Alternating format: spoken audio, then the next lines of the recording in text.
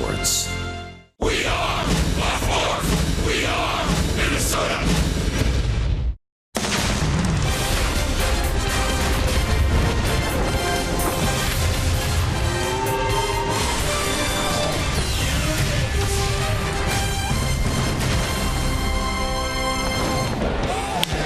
Twins got all the scoring they would need last night against the Astros in one inning. The bottom of the fifth, the 6 through 9 hitters delivered with a little help from Carlos Gomez in center field. The Twins got 3 runs in that fifth inning. Tyler Duffey kept the Astros in check, going 6 innings, giving up just 1 run on 4 hits. He also had 8 strikeouts. With the Twins up 3-1, Brandon Kintzler came in to close out the ninth. He had a 1-2-3 inning.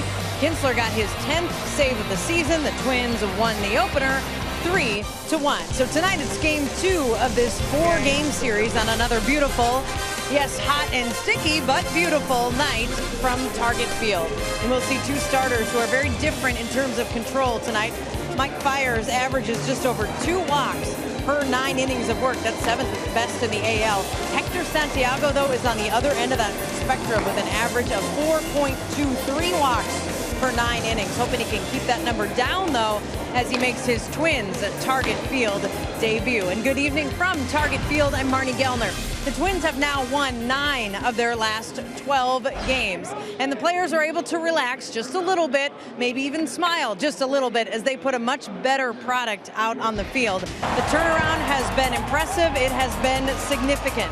Since June 26th, the Twins have the 5th best winning percentage in all of baseball. They've also been ignited by offense. Minnesota's hit the most home runs and has scored the most home runs in the league in that span. So the hitting's improved, but so has the pitching. The team ERA overall is 4th best in the American League since the end of June. Certainly doesn't turn the whole season around, but it is much more satisfying. I would think that these guys are aware of those things. With 50 games, we're going to keep playing. We're kind of enjoying what we're doing right now for the most part. I think there's a lot of energy. Guys are having fun, a lot of joking going around, which is good. Now Hector Santiago will make his Target Field debut as a member of the Twins tonight. Coming up next, Dick and Bert on the strengths of Santiago.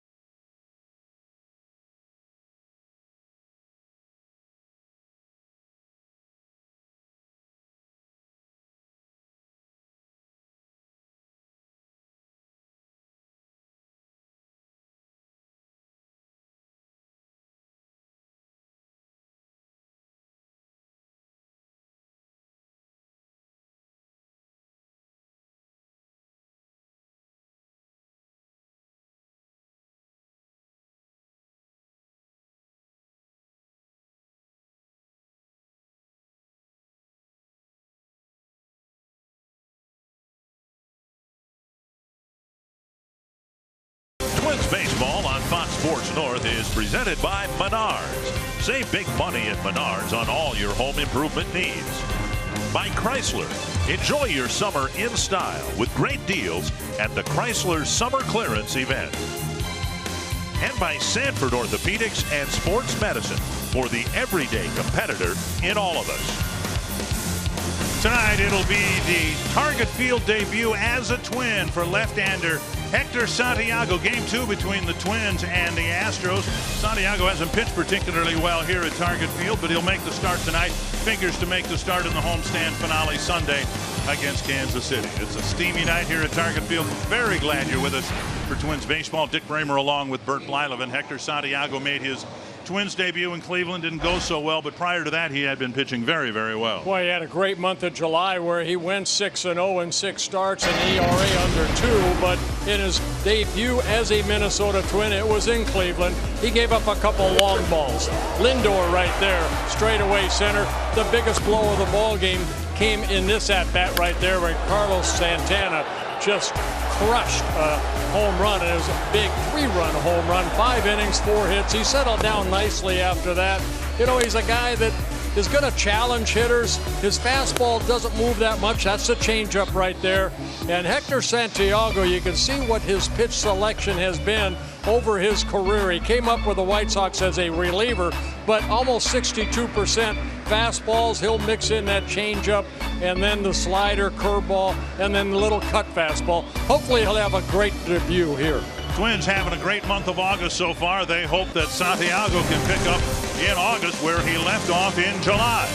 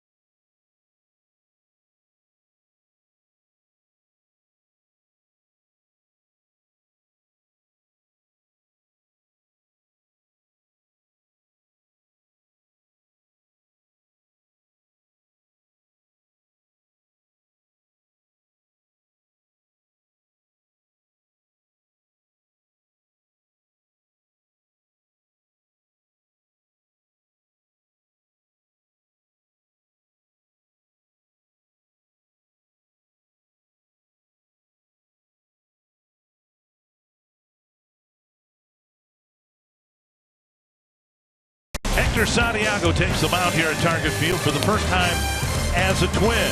Again, he figures to make 2 starts in this homestand. And here's Santiago's scouting report. Oh, he's traded to the Twins when he had a 7-game winning streak from June 15th to July 30th. 9 starts, 7-0, 2.52 ERA. He will attack the strike zone with 5 different pitches, meaning the fastball. He'll throw a 2-seamer, 4-seamer, curveball, slider, changeup. And the only negative I think that we have seen from Santiago's reports, a lot of walks and the high pitch count in a short amount of time.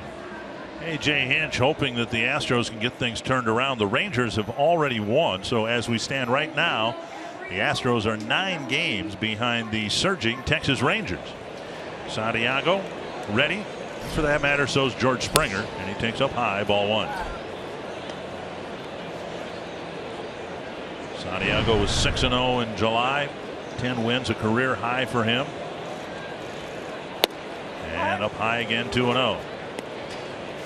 He'll get that fastball as the game goes to 92, 93 miles an hour. Changes speeds well. Making his 24th start, his second as a Twin. First here at Target Field. Big swing by Springer, back in the leadoff spot for the Astros. Tony Kemp was there last night when Jose Altuve was not in the lineup. And Springer dropped down to third where Altuve sits tonight. 2-1. And a couple of awfully big swings by Springer. Yeah, he does not get cheated. We mentioned that last night. This Houston ball club does strike out a lot, the most in the American League. And he strikes out more than the rest. He's already got 117 strikeouts. And Santiago delivers up and in, and it's a full count. 59 walks in 126 innings pitched. That's on the high side. Suzuki wanting a fastball in. And a strikeout with a fastball. Away, one down. Menard's batting order for the Astros. And by season's end, they may have 8 players with 100 or more strikeouts. Incredible.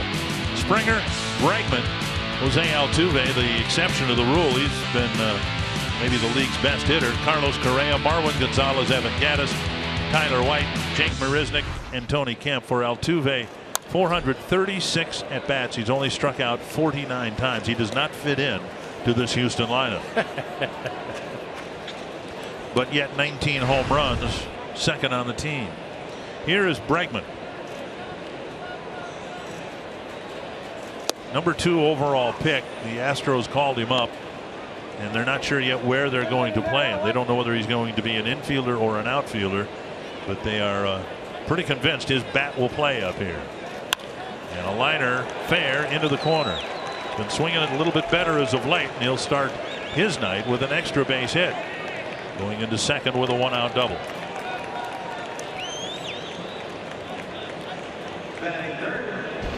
Northland Ford defense for the Twins. Former Astro Robbie Grossman in left field. Eddie Rosario in center. Max Kepler in right. Kloof and Polanco left side of the infield. Dozier, Mauer on the right side. Kurt Suzuki back behind the plate. And here is Altuve. Broke a string of 202 consecutive games played last night. He wasn't in the lineup. Didn't pinch hit or pinch run. And look at those numbers. Incredible. First game he missed since June 15th of last year. And a ground ball into center field, a base hit. Bregman around third being waved around. Here's Rosario's throw, a strong one, and he got him. Suzuki with the catch on the tag, 2 away. We saw Rosario last year pick up so many assists, and that might be his best throw of this season. Yeah, last year was mainly from left field, but here playing center field with Byron Buxton down in AAA. Rosario getting the opportunity.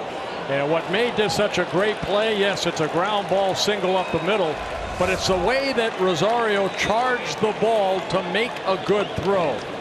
Altuve looking, maybe he's got a ribby right there. And you see Bregman had to slow down right there, and that maybe allowed Suzuki to go up the line, catch it, and then tag him out. Well, a big play early. And Santiago gets a boost from his center fielder. Altuve at second. Here is Correa. Over the inside corner, strike 1.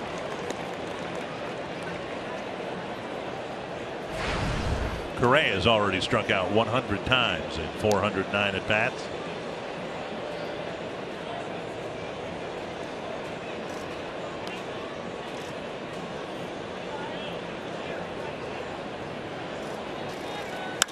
Drilled to left. And Correa tags a 2-run home run off the facing of the second deck. And a home run ball bites Santiago again. Well, he gave up 2 in his debut as a Twin in Cleveland. That was a solo and a 3-run home run. Here it's a 2-run home run to Correa, his 16th of the year. Fastball looked like it stayed right on the same plane. Not a lot of movement. Middle in. And it allowed Correa, you see, they won that ball in. Correa opened up quickly. And it's a line drive home run. So quick 2-0 lead for the Astros. Run scoring a big reason for the Astros decline. They've scored a total of 18 runs in their last 10 games, but a couple of early ones here tonight. Marwin Gonzalez taking a ball one.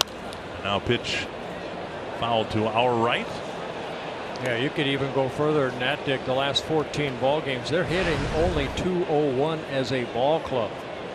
3 wins, 11 losses over their last 14 games. Pitching has been pretty good, but a total of 32 runs scored in those 14 ball games.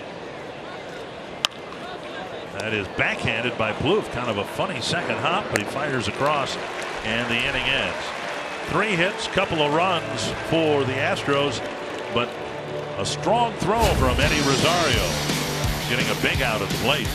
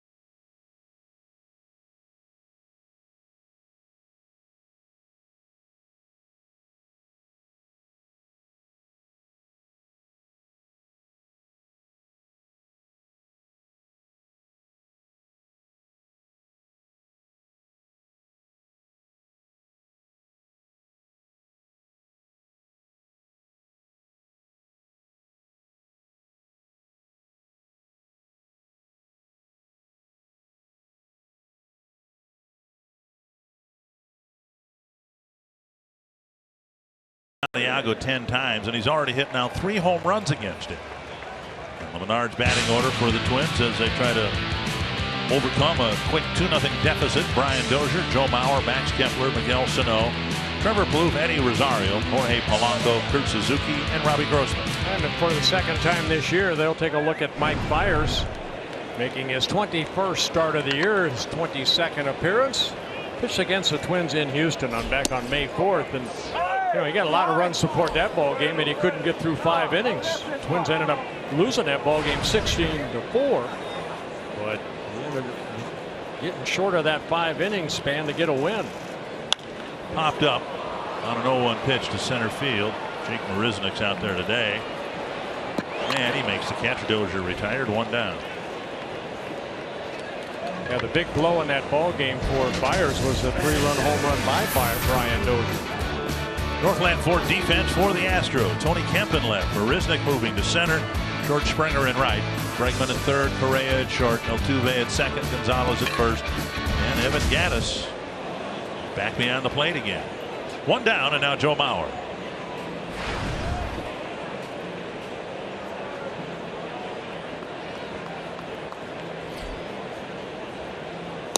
And over for a strike. Fiers isn't going to blow you away with a fastball. He's going to change speeds, almost what last night was Colin McHugh that did the same thing, changing speeds. That's what they're all about. That was one of the reasons when the Astros got off to a poor start. The theory was that one of the reasons they've got a very similar looking rotation, other than Lance McCullers, who's been hurt most of the year. McCullers can bring it mid-90s, and the rest of them, whether they're right-handed or left-handed, are more finesse-type pitchers. Yeah, they'll see Dallas Keuchel tomorrow as a left-hander, and he's almost the same way.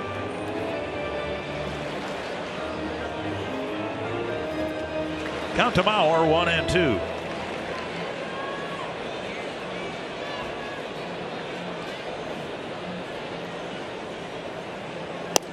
just missed the inside corner at 90 miles per hour. Fiers and Gomez came over, of course, about a year ago from Milwaukee in a trade. Ooh, that was a pretty good pitch. Yeah, it was. Foxtrax had it on the inside edge. Chris Guccione behind the plate, calling balls and strikes. And now 3-2 with Kepler on deck. Twins, of course, saw Fiers when he was with the Milwaukee Brewers, making his 6th career start against the Twins. 2 wins, 1 loss, a very good 2.53 ERA against the Minnesota Twins. Dribbled foul. Desperate times for Houston. They were putting a lot of heat on the Rangers about the time the Twins were handling the Rangers in the month of July. The Astros were making a run. And the Rangers made some moves prior to the trade deadline. Houston didn't do much. And now the Astros have fallen back. Full count to Mauer. Bouncer to the third baseman Bregman. And he throws across 2 down. Yeah, they could almost blame so far the way that they have played against the Rangers. They're 2-11 against them. But Fiers in his last start, that coming in Houston, his last 3 starts have been very, very good. 2.33 ERA in 19 1/3 innings with 15 strikeouts. But then 2 starts prior to that, a total of 7 innings and 10 earned runs allowed. Here's Kepler with the bases empty and 2 down. And we see again the Astros flaunting a pull shift in the infield. Paul Molitor thought that last night Kepler got caught trying to hit the ball to the opposite field a little bit. Here's a pop-up down the left field line. And Kemp is there to make the catch. A 1-2-3 first for Mike Fiers.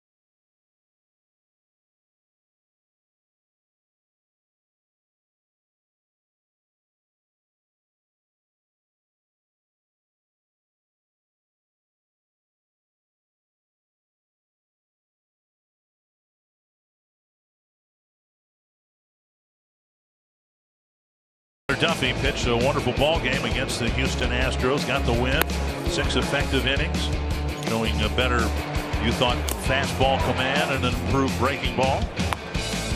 Well, let's hear from Tyler about that. I know, Tyler, we got an opportunity to say congratulations first of all, but you know, you had been struggling a little bit. Now, last night's ball game, it just seemed like you attacked the strike zone right off the get-go with your fastball. Yeah, and that's been the big thing. It's not necessarily just attacking, but making good pitches early in the count. I was getting in trouble. I was getting ahead of guys, but I was leaving stuff over the plate. And I finally set up my off speed with my fastball. Got some good results yesterday. You had a wonderful start last year against Houston. You didn't pitch against them down in Houston in May, but you got to start against them last night. Is that just a coincidence, or did you feel a little extra adrenaline rush last night? No, I mean, it's kind of coincidence, but they kind of play into my strengths. They're a pretty aggressive lineup, top to bottom. A lot of guys like to swing the bat, swing it hard too. So it, they can get after some people, but then if you pitch them right, you can get through them and have a decent start out of it. Tyler, anything that you and Neil Allen work between starts? Because we got a lot of people, you know, the kids that want to be big leaguers like yourself one day. Is there something that you really isolated on because of the struggles you had, and then you made the adjustment last night? Yeah, we worked a lot on my tempo. You know, I talked about that. I worked on it last year in AAA. You know, my bullpens, I was working real slow and methodical. You know, and I finally got back to that on the mound in the game. You know, and that slowed me down, allowed me to get on top of things a lot better. You know, my breaking ball is a lot better yesterday. My location of my fastball is better. You know, it all comes with that. So my biggest thing is just slowing down. You know, you're not in a hurry to get rid of the ball. You know, nobody's going anywhere. You just got to throw it over the plate and let them get themselves out. That was kind of my scouting report last night, because I know I had a pretty good curveball. Your curveball, if that left shoulder flies open, it's tough to really have good control of that. Not only the curveball, also the fastball. Absolutely, yeah. Because once that front side leaks out, it's really hard to get on top of the ball and locate. You know, especially when I'm trying to throw sinkers to my arm side. You know, and keep the four seam on the outside corner to righties. It gets tough if you're not behind the ball. You know, and that's what I think I'd been struggling with a little bit. You know, and felt good yesterday, and so hopefully I can keep it rolling. What was nice about last night, first inning, you threw 8 pitches to get 3 outs. In the third inning, you used 7, so that allows you to go deeper in the ballgame. Absolutely, you know, and that's my main goal, and that's what's been so frustrating for me is, you know, I know our bullpen has had to work a little bit, you know, and then my last 2 starts before this one, you know, I didn't get deep at all. You know, it's second inning, maybe at the beginning of the third inning. You know, and I really taxed them, and you know that's not fair to them for me to go out and do that. You know, so I was really frustrated about that. You know, because we won some of those games, but just me going 2 innings, that's not acceptable. One more question for me. You know what, Tyler? Last year everything seemed to come easy. 10 starts, you were 5-1.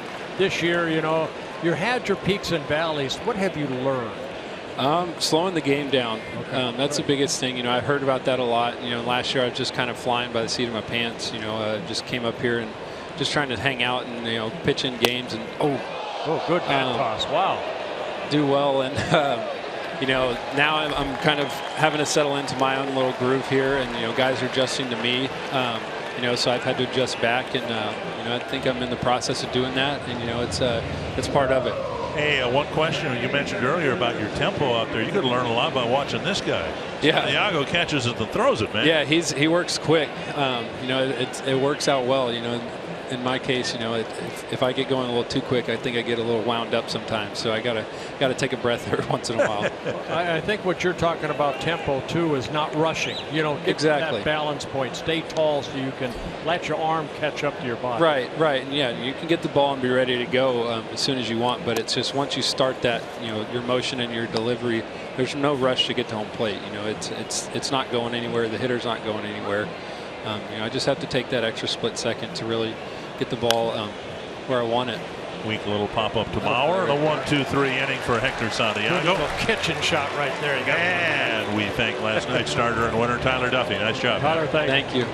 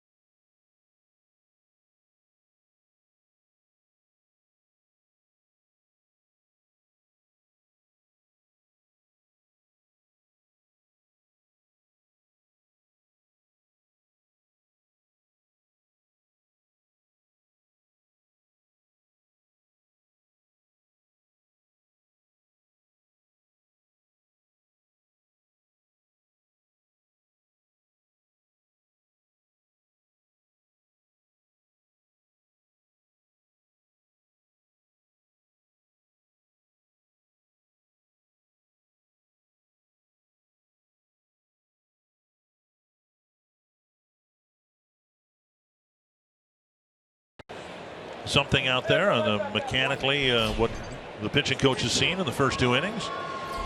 2-0 Houston. Miguel Sano will lead off the bottom of the second. That's a 2-1 ball game. My goodness.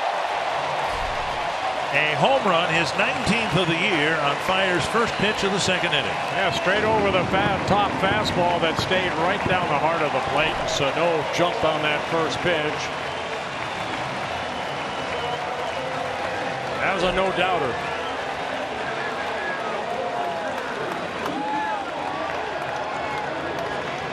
So just like that, the Twins are on the board on Sano's 19th. Target down and away, pitch left up and in. Yeah, both these starters here tonight have given up some home runs in a short amount of time. That was home number 18 on the year for Fiers. This is his 21st start.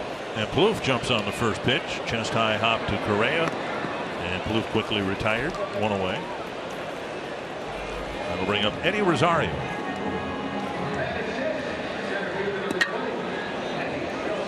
Well, he had 18 home runs last year. Now Sano topping that right now with 19.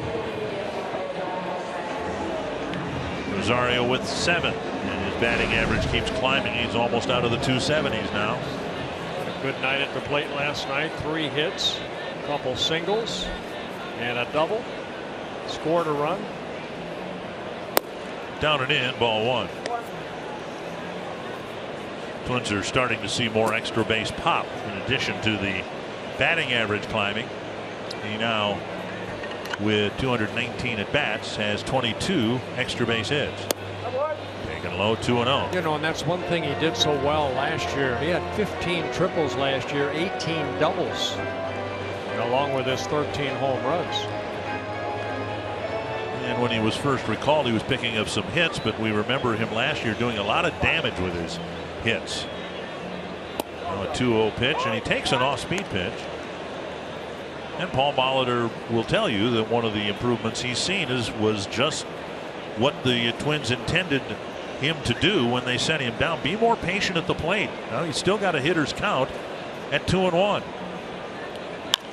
And he lifts it foul, 2-2. For Rosario, his increased patience might never mean more than 50 walks in a season, but he will find himself in better counts and in better position to do some damage because he'll be swinging at fewer pitches out of the zone. And he didn't swing at that one. Usually when I mention somebody's shown great discipline, they swing at one about 18 inches out of the strike zone. Only 6 walks and 219 at bats. Assistant trainer Miguel Sano. And then he swings at one in the dirt. 2 down. Toyota Keystadt with the Astros struggling in run scoring, and that's hardly been a problem for the Twins over the last week and a half. A power-laden team suddenly with a lot of run production, and it bears no resemblance to the team we saw coming out of spring training. Here is Jorge Polanco.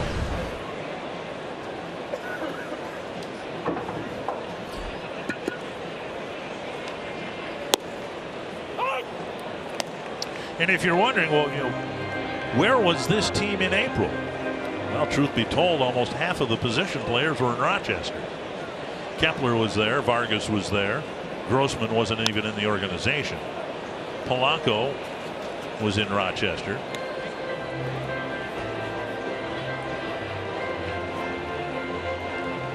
Oh, 2. Basically in the minor leagues, getting their at-bats, getting their opportunity, and because of the poor 3 months the Twins played, some of those kids are here now. Up and away, 1-2.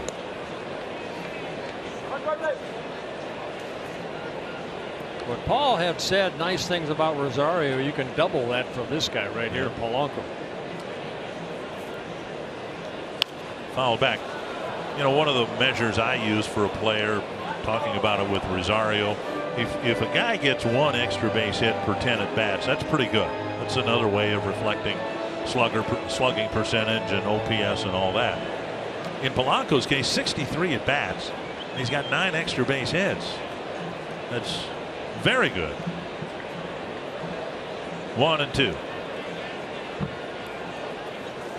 And past just a bit high. Past home plate umpire Chris Guccione and to the backstop. 2-2. Yeah, Polanco as a switch hitter is a left-handed hitter. He's hitting .333, 16 hits in 48 at-bats.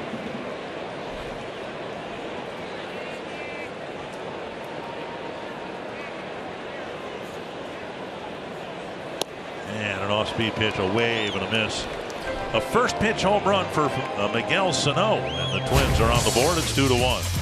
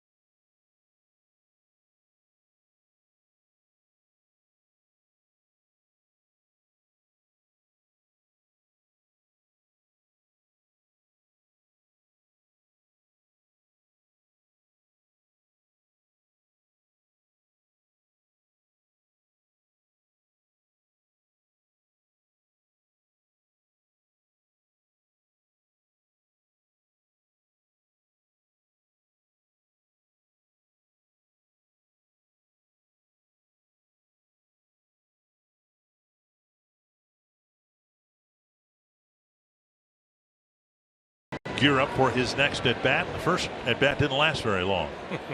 One pitch, 425 feet later, the Twins are on the board. Here's Tony Kemp leading off the third against Hector Santiago. Off the plate outside, ball 1.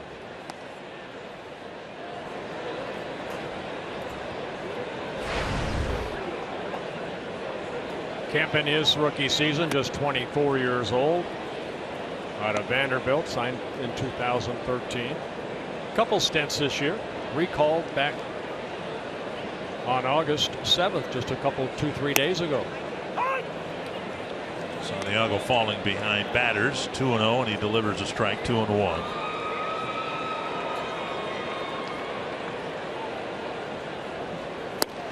And he takes another fastball for a strike, 2-2. Santiago, a left-hander, he throws across his body. He'll step toward that first baseline, working off the middle part of that pitching rubber.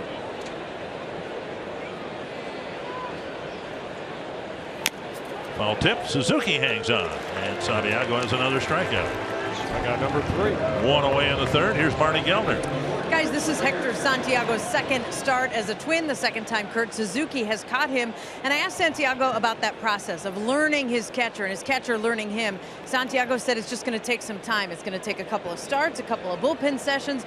But Hector said he's the kind of guy, he likes to talk about his start during the day with his catcher, especially more now, even between innings, to make sure that he and Suzuki are on the same page. And Suzuki himself told me that in Cleveland, in Santiago's first start, there were a couple of times when Suzuki did not put down the sign that Santiago was looking for. It might have been the second or third sign. So Suzuki said it wasn't as smooth as it could have been, but we're figuring out and we're getting there. And Bert, what is that process like as a pitcher to learn a catcher when you two are new teammates? Well, you know what, you talk about the lineup before you go out there in the clubhouse, and you sit down with a pitching coach. You have the catcher, both catchers there actually, not just Suzuki, also Centeno, because one day he's going to be catching, and they'll go over each hitter and how they want to prepare. And Then you go out to the bullpen and see what kind of stuff you have. And then you make the adjustment as the game goes on. So there's that relationship. It's that one day that I learned so much from Phil Roof and George Meadowall, my first 2 catchers, that you know, you carry that in the rest of your career. I've asked you this before, but for those who haven't heard the question, would you have been one to use a lot of video to prepare for your start? Would you, for instance, want to see Bregman's last 10 at bats, Springer's last 10 at bats before you face them? No, I did not. I didn't watch video at all, to be honest with you. I think video wasn't around, you know, back in the 70s. No, but I mean, would you, if you were pitching now, would you Probably utilize not. that? Okay. Probably not, no. I did it more by feel. I knew what stuff I had probably in the first 2 or 3 innings. You know, the hitters would also tell me what kind of stuff I had, either good or bad. Sometimes bad. 2-2 to Bregman. He doubled. But again, with my curveball and fastball and changeup, I had 3 pitches. Control my fastball. Like that right there. Pretty good pitch. Just missed inside a full count with Altuve on deck.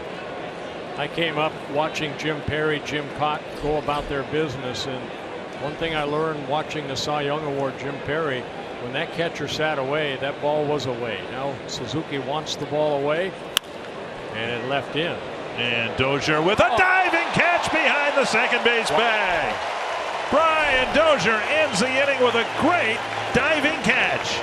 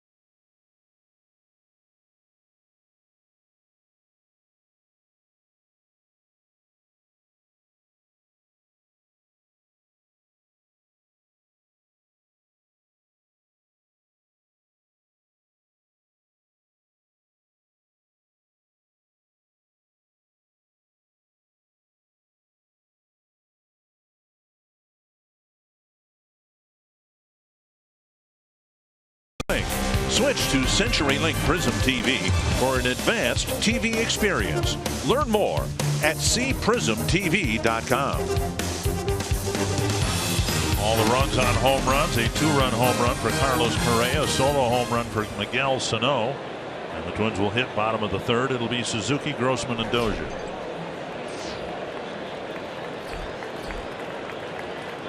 Slow breaking ball over the outside corner. Juan Centeno catching back-to-back Twins wins. Final game of the series in St. Petersburg and the opener last night here. And Suzuki back in the lineup tonight.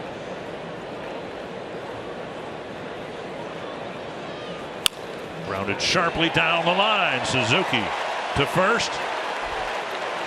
And the ball hits the diagonal wall, and Karam's in front of Kemp, and it's a leadoff double for the Twins catcher.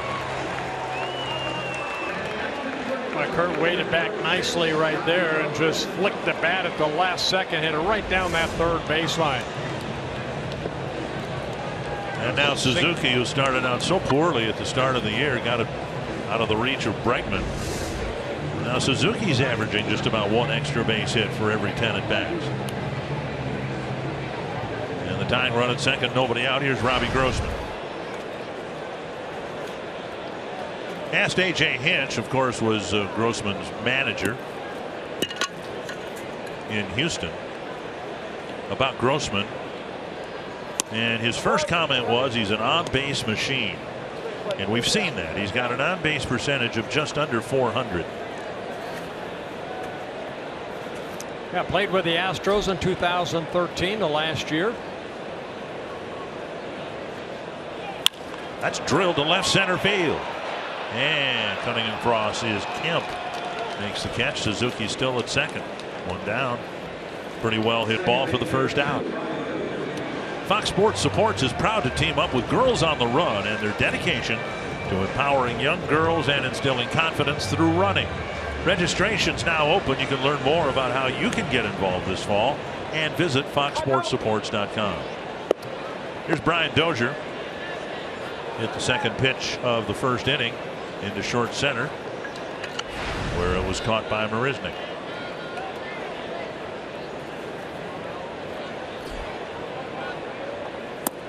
Down and away, ball one.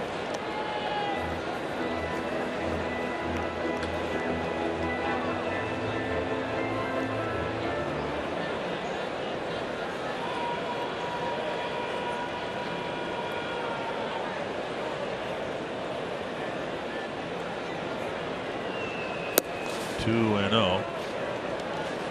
First baseman Gonzalez is about halfway between first and second.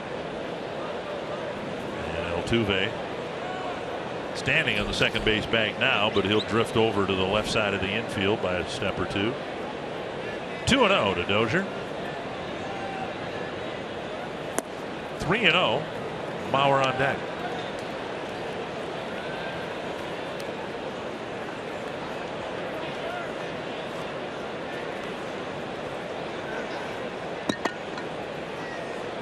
It's in position here to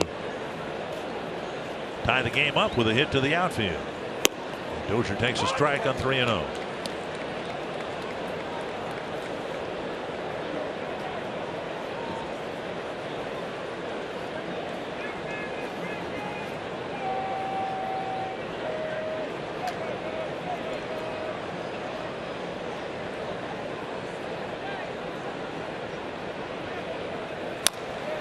And now 3-2.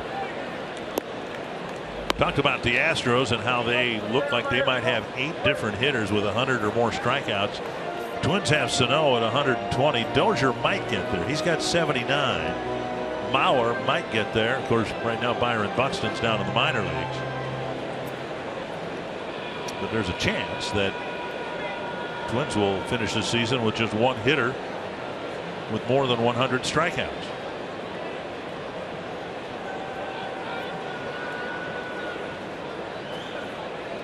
Three and 2 to Dozier.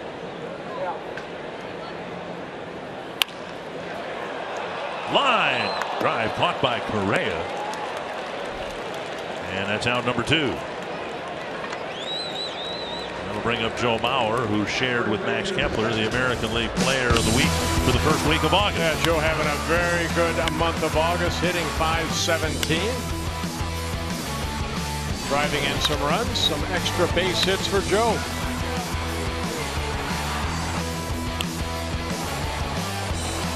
Twins will need a 2-out hit here from Mauer to get the game tied up. Suzuki starting the inning with a double. You mentioned Fire's first start against the Twins. It had to be a starter's nightmare in his first 4 innings of at-bats at home as the home team. The Astros gave him 9 runs to work with, and he could not get through the top of the 5th. Yeah, he ended up throwing 95 pitches in the 4 2/3 innings. So, yeah, it was a day you want to forget about if you're a starting pitcher, because a win was right there. And they ended up winning. That's the most important thing, 16-4. Phil Hughes had an awful start in Houston.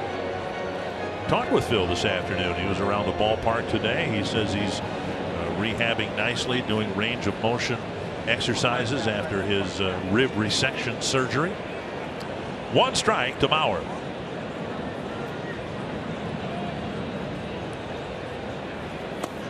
The timing of it all, of course, you never like to lose someone because of an injury, but Phil told me that in about 3 weeks he's going to start picking up a baseball, and they've got a throwing program that they'll put him on that he'll be able to complete around about the end of the season, and then he'll shut things down and everything should be good to go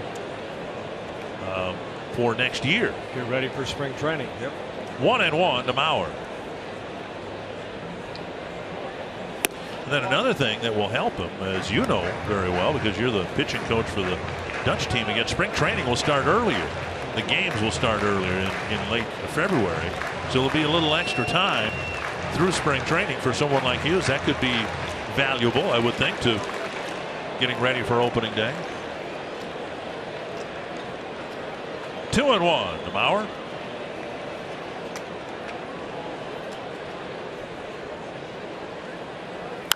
And a foul. 2-2.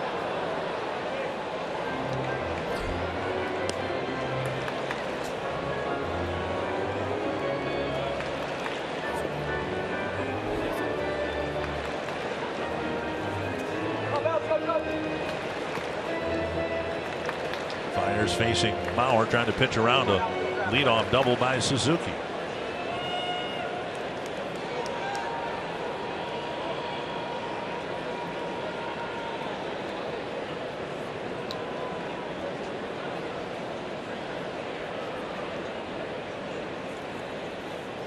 Swing and a miss on an off-speed pitch. Suzuki left at second, and it's still 2-0 or 2-1 Houston.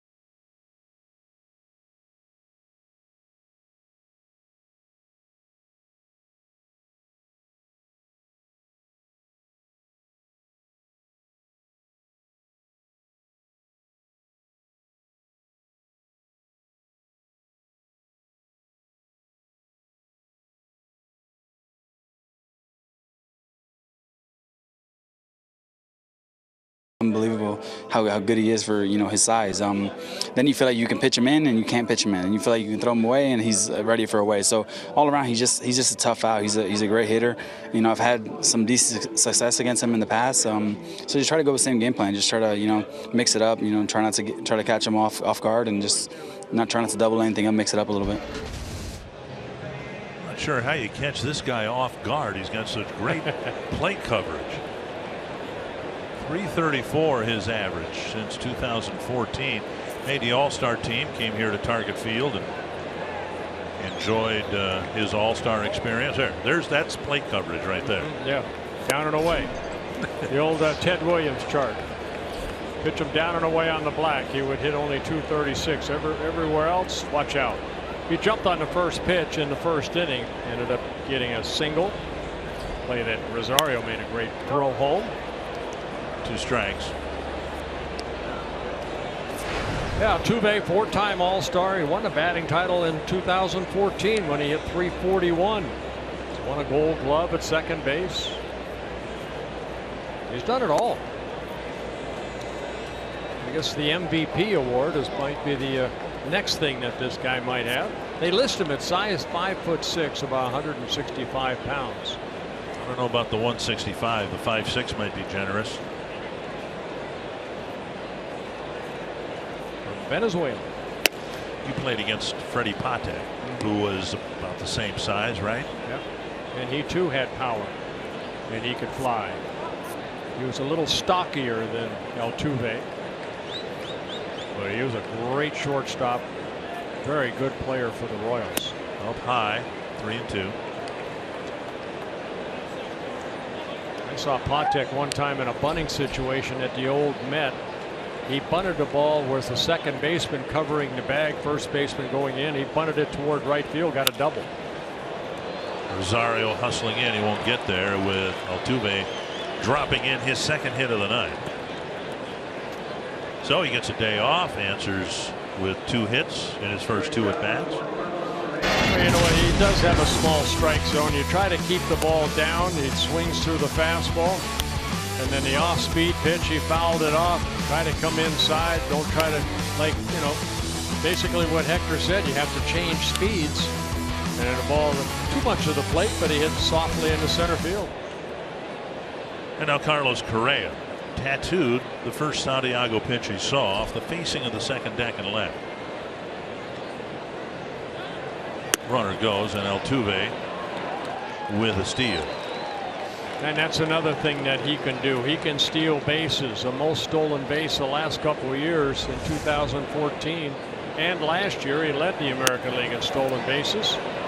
And here got a great jump, steals his 26th base of the year. And Santiago would do well to keep an eye on him at second base. Pitch called a ball. Off the end of the bat, Altuve will advance. And one away with Altuve moving to third base. The stolen base. A big play there, if nothing else, if not a double play. Twins would have been able to get the lead runner at second. One down, and now Marwin Gonzalez.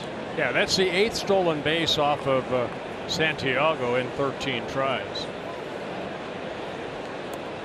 Twins will bring the infield in here, and this is where having a lineup overloaded with strikeout hitters can really, and has, hurt the Astros.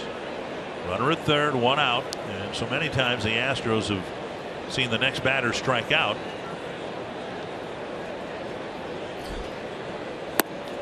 Strike 1 on the outside corner. A good changeup right there. Good location. Gonzalez not there yet. 79 strikeouts in 327 at bats, but becomes and stays a regular player for Houston. He might eclipse 100 strikeouts. 1 strike.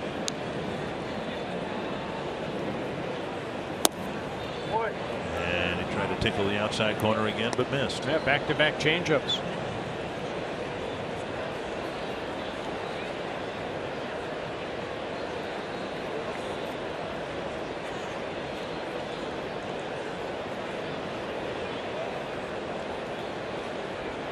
One and one. Bouncer towards third. Plouffe looks Altuve back, 2 down. 3 straight changeups right there, and Gonzalez reaching out. Not a good at bat.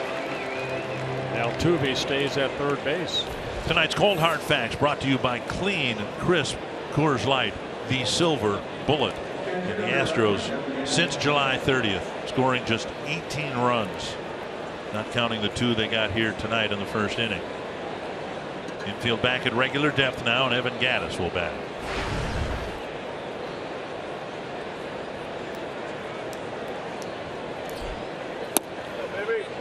Ooh, just missed the outside corner, ball 1. Gattis with a pop-up to Dozier his first time up.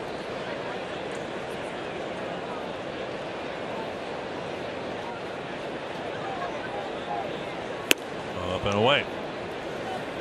Yeah, we showed Gattis last night in the batter's box. Suzuki's going to go out and talk to the left-hander, Santiago. Where he stands in the batter's box, where his hands are, actually on the inner part of the plate. Astros generally struggling. They've always struggled more this year with against left-handed pitching. It's hard to figure with all the right-handed pop that they have in their lineup. Gattis's hands just about over the inside corner. Squirted down the line. That just missed the bag. Right off the end of the bat. Another changeup.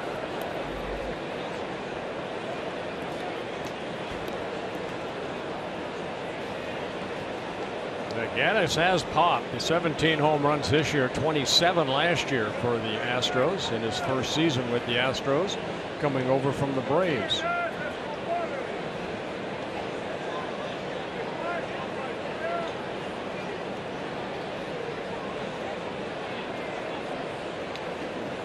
Two and one. 3-1. White on deck.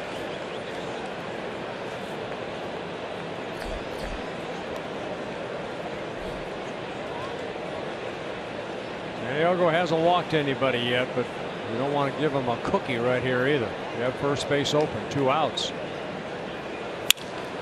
Hook foul, strike 2. Another changeup. Fair to call Hector Santiago a finesse left-hander. Fair too to call Tommy Milone that.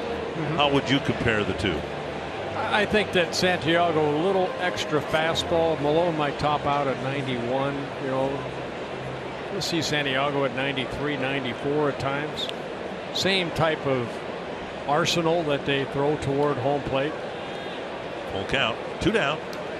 Got him. And Gaddis strikes out, leaving Altuve at third base, and it's still 2-1.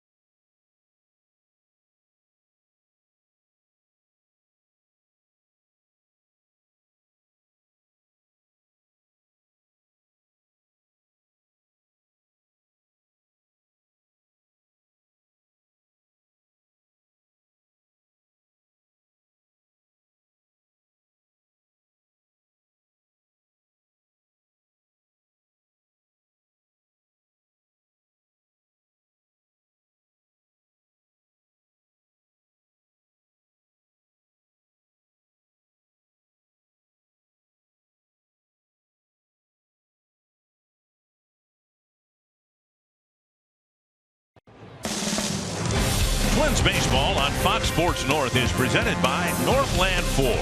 Visit northlandford.com and your local Northland Ford dealer today. And by Grand Casino. The best stories start here. What's yours? Slow breaking ball to Max Kepler, taken for a strike. It'll be Kepler, Sano, and Plouffe for the Twins fourth.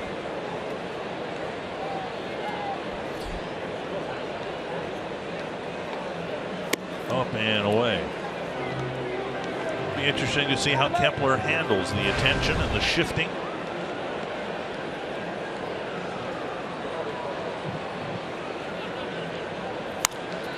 Pulled foul. If I understood Paul Molitor correctly, you know, it's natural for a young hitter to see it wide open left side of the infield and maybe try to hit the ball on the ground that way. But Kepler was named American League Player of the Week last week, co-player of the week, by hitting line drives to and over the outfield.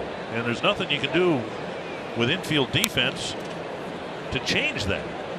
So it's a delicate balance. You know, you want to take what the defense will give you, but if you're hitting line drives to the outfield anyway, they can put 4 infielders on the right side and it won't change, you know, what your game is. Well, you need to pitch to hit too. I mean, Farmer's right here, you know, 4 pitches in this at bat. He's mixed them all the pitches up, kept him off balance.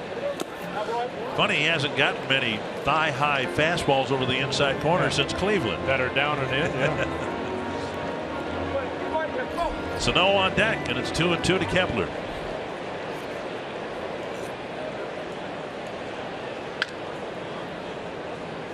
Target is outside and up. And now it's 3-2.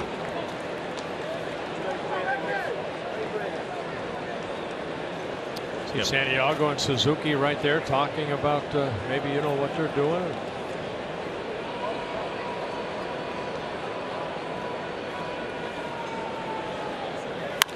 On the ground through the shift, and Altuve pounds the grass with his bare hand. Kepler grounds a single to start the fourth.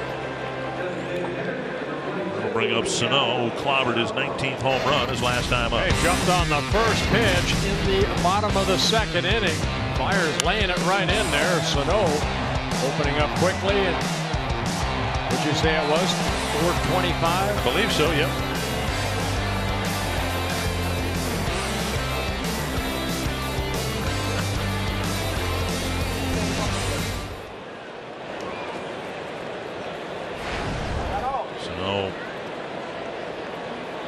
With 48 runs batted in. Slow overhand breaking ball, strike one. Now Fiers that time had a big leg kick, and I don't know that the Twins are going to be too eager to have anybody steal in front of Sano when he's at the plate, but Kepler can steal a base.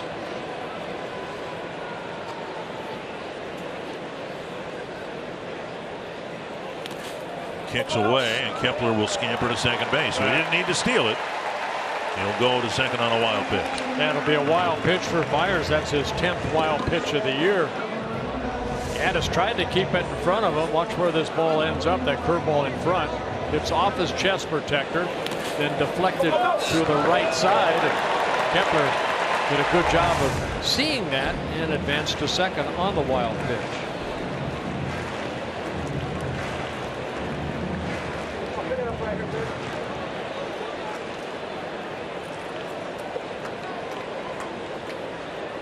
One and one to Sano, tying run at second base. Nobody out. Second inning in a row where the Twins have that situation. And Sano swings through 75 miles per hour. 1-2. All three pitches have been breaking balls.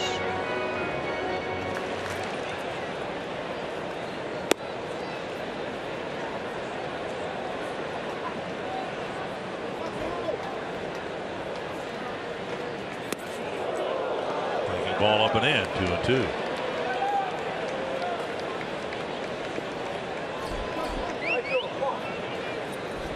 Bluth on deck.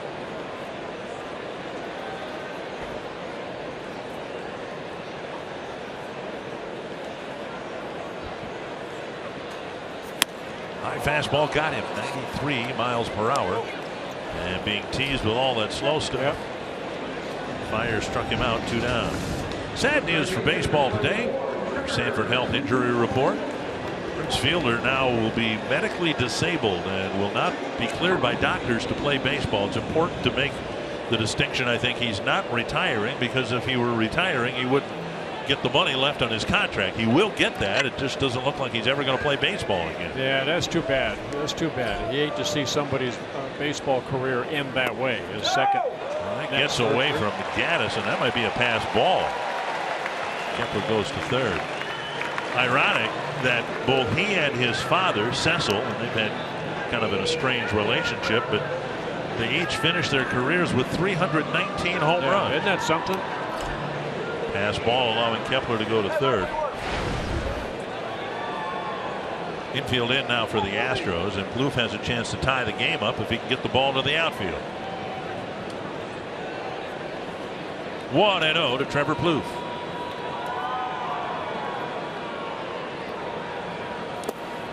Dug out by Gaddis. Everybody who was around Prince Fielder, both in Milwaukee and in Detroit, talked about, great work ethic. Really worked hard. Never wanted to come out of the lineup. 2-0 to Plouffe. That way. 3-0 Rosario on deck. Yeah, good take by Plouffe right there. Not trying to do a little bit too much in this situation. First time he's been in this situation since going on the disabled list. Trevor came in at his ball game just 1 for 9 against Fires. Grounded out in his first at bat. And he takes a strike.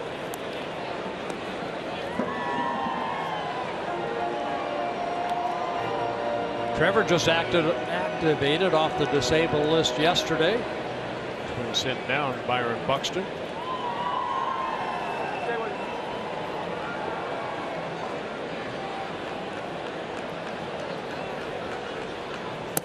And he walked him. And Rosario will come up with runners on the corner. Yeah, first walk for Fires. MLB.TV Premium, the #1 live streaming sports service, delivers everything you've come to expect and more.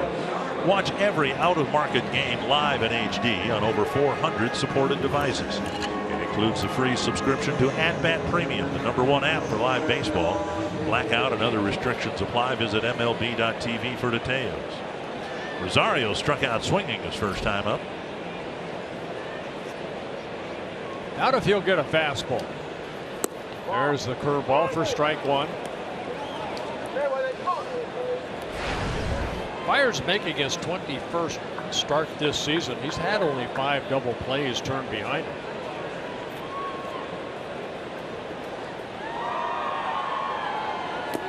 And the dirt dug out by Gaddis.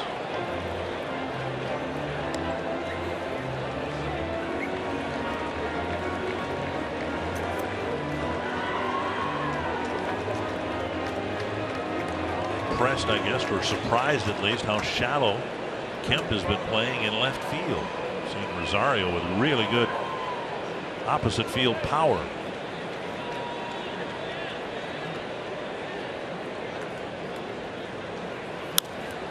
To the screen, 1-2. And he got a fastball right there and fouled it straight back. Twins looking for their first hit with runners in scoring position. Misfired in the third. They got a leadoff double from Suzuki, didn't score. Had Kepler at second base with nobody out. And he advanced to third on a pass ball. 1-2. Breaking ball.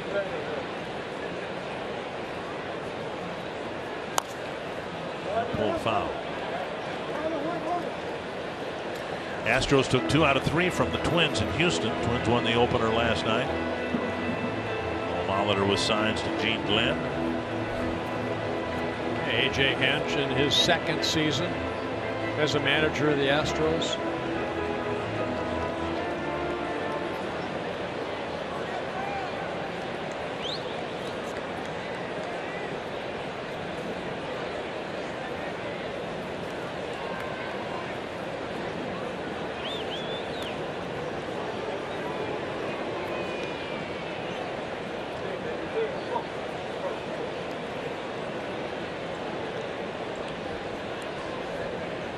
One and two.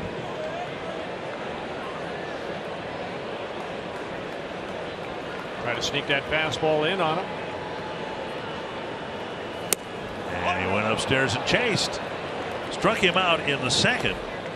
Chasing a breaking ball in the dirt, and now across the letters another swinging strikeout. 2 down. He kind of snuck the fastball by Sano too. After all the junk he threw up there, then he rears back, throws that 88 to 89 mile an hour fastball by him.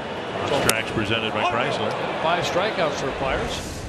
And some big ones along the way, including the one of Sano. Now a big one here for Rosario, and if the Twins are going to get anything out of this in the 4th inning, it will be done by Polanco with 2 down. He struck out swinging his first time up.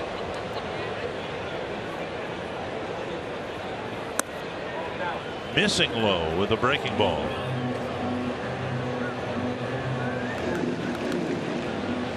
Fires seemed a little flummoxed by that. Where was it?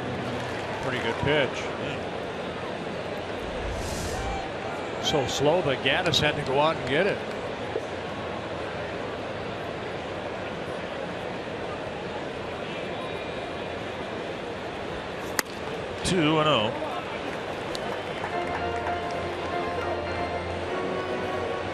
Astros have had leadoff hits in each of the last 3 innings. Sano's home run in the 2nd, Suzuki's double in the 3rd, and now Kepler's single in the 4th.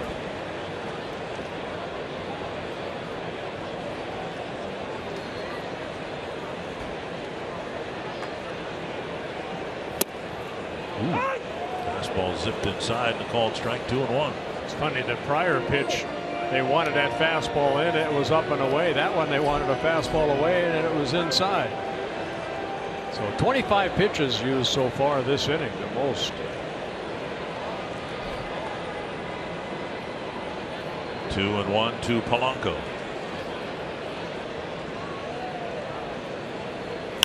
Popped up short left. And Kemp is there. Twins misfire again. Can't seem to get that second run across. It's still 2-1.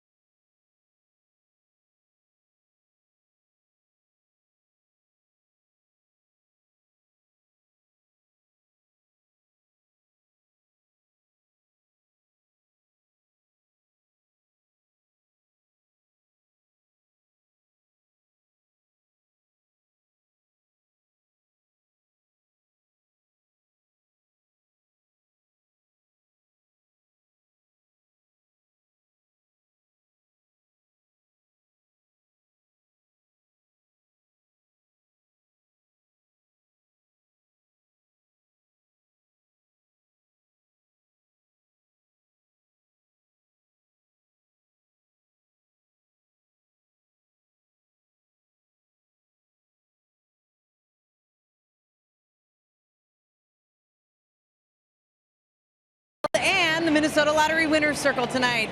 We have $100 worth of scratch-off lottery tickets for some people from North Dakota, from Ray, North Dakota. Actually, that's where Aiden and his dad are from. And Grandma Jean is from Zimmerman, Minnesota. And you've been to a couple of Twins games, Grandma, but what is it like to be here with your grandson as he sees his very first game at Target Field? Wonderful. He's been so excited all week. It's wonderful. You've been showing him the ropes a little bit here? Oh, yeah. He's been running around like crazy. Pretty big Twins fan? Oh, yeah. He loves Joe Mauer. And who does Joe Mauer everything? And who does Grandma love? Joe Mauer. Okay. It's unanimous then. Dick, you're going to have to get out your map and find Ray, North Dakota, which I know as a North Dakota native, but Bert, you give them a circle, and they are Minnesota Lottery winners tonight. Yeah, congratulations. You were all here by circle. Thank you for just being take Twins fans. You just take Highway 2 and go west, and eventually you'll get to Ray. It's a little bit west of Ross and Stanley. Way over in the, I guess you'd call it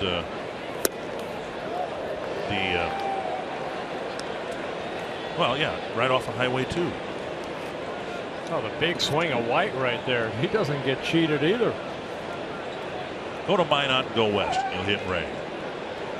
Tyler White, 2-2 the count. Bottom third of the Astros lineup. And now ball 3. You'll see this from Santiago. This is kind of vintage Santiago here. He'll give up a hit in an inning. A lot of full counts, deep counts, which is why, you know, typically 5, maybe 6 innings. That's about it.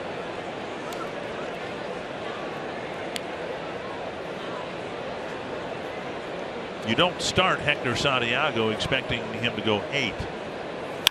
Pulled hard and foul. When he ran off his good July, he had 2 starts where he went 7 innings, won those ball games, but then the other starts were 6 innings or less, and he won those. 3-2.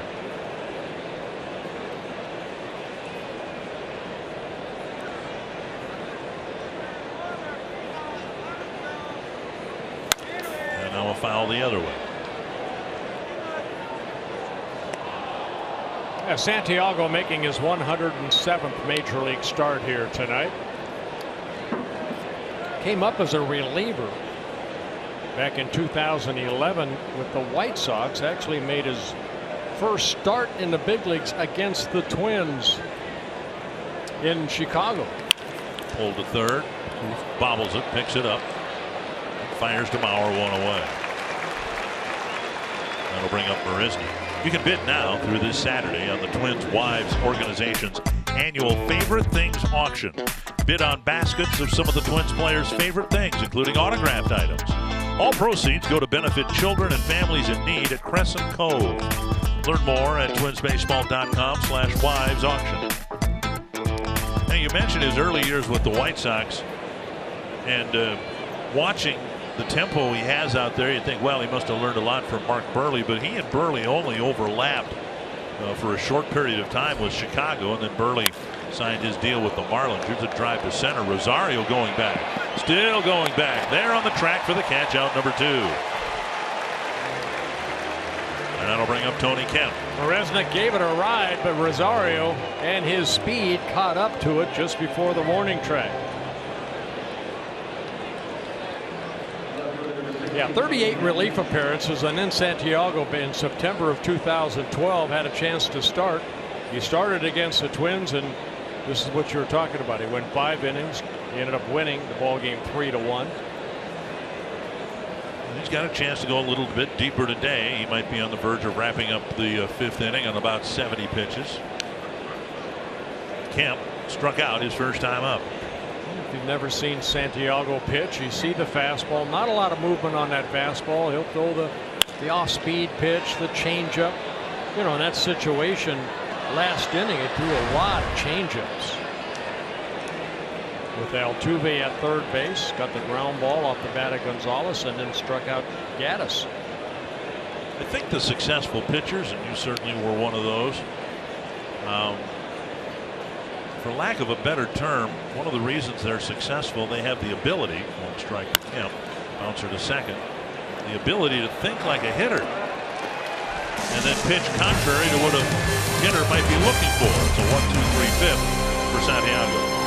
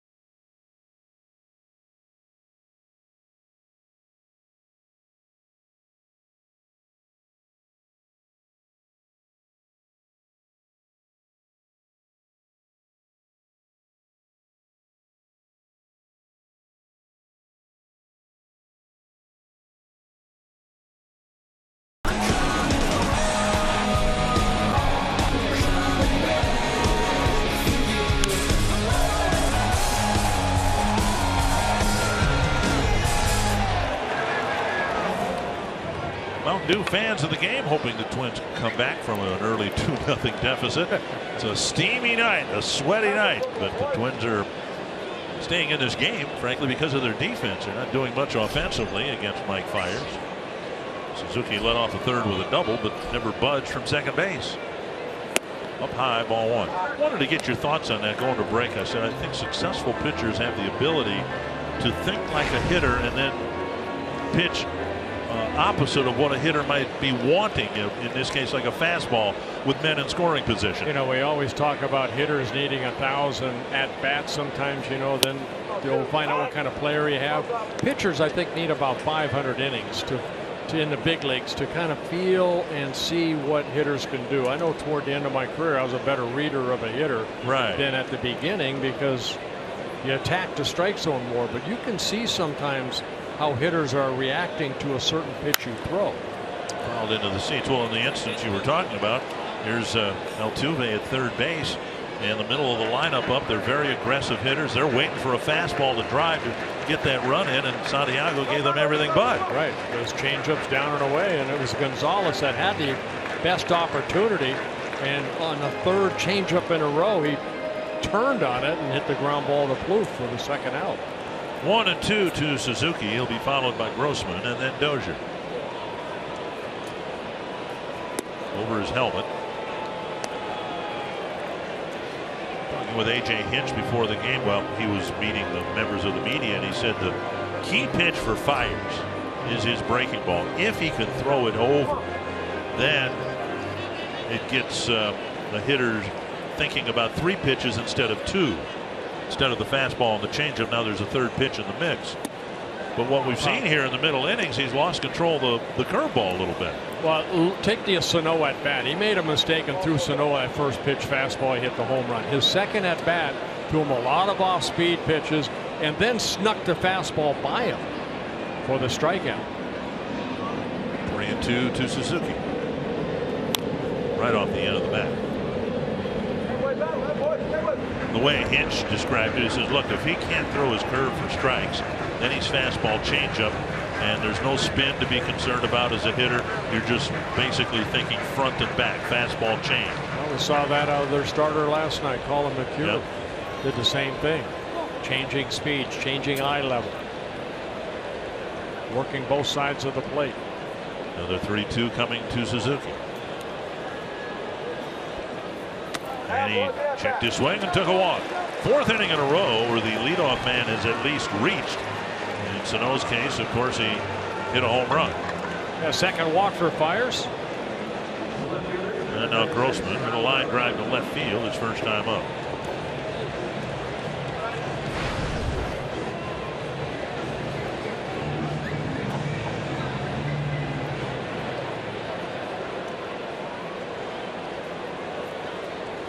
Grossman hitting more than 100 points better from the other side of the plate.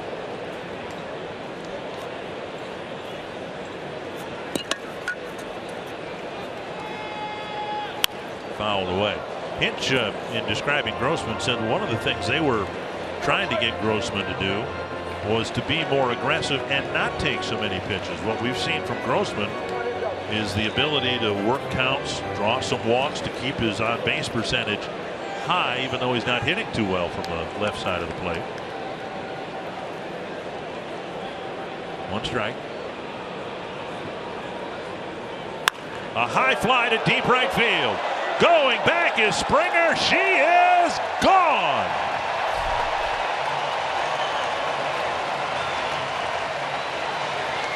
Grossman's first home run in about a month and a half, and it came against the Astros. It looked like it was a second straight fastball that Fiers threw him, and Grossman jumping all over it.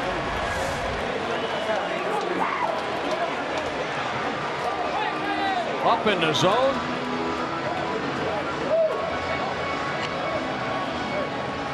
And Grossman hitting his 6th home run of the year. Excuse me, his 7th home run of the year. And his first since he hit one in Chicago back on June 30th. Dozier fouls it off a leg, 1 strike. That has to feel good. Spent parts of 3 years with the Astros, hooked up with the Indians in spring training. Took his opt-out in the middle of May, very quickly came to the big league club with the Twins.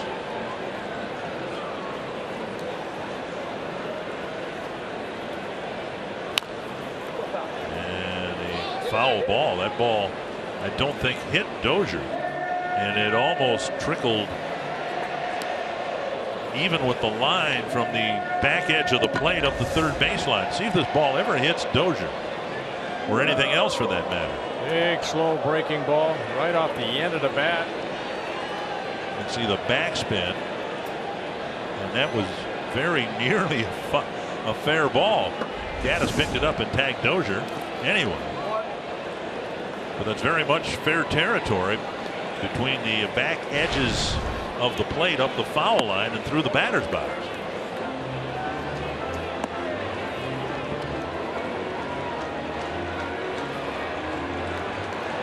All the runs so far decided by home runs. 1 and 2 to Dozier.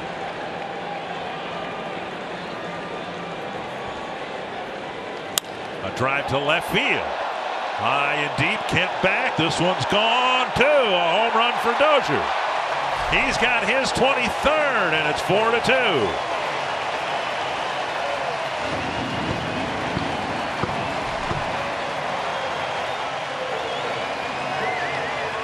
Back-to-back home runs.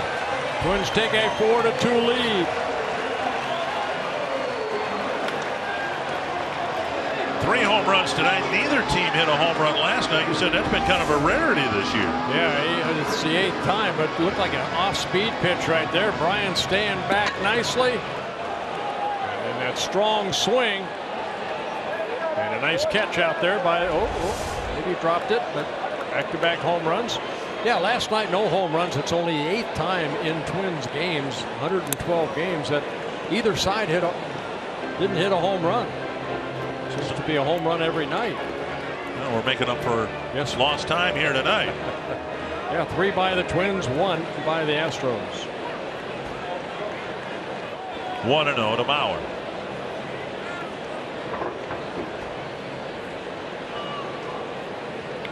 Joe thinks about bunting up the third baseline since there's nobody over there, and it's 2-0.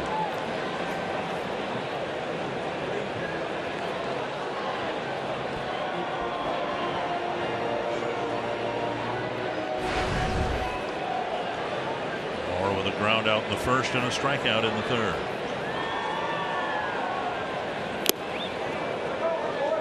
Two-0 pitch. He got a fastball and swung through it.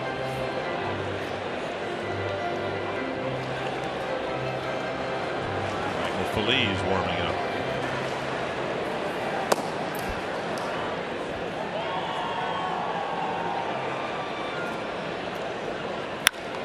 To left.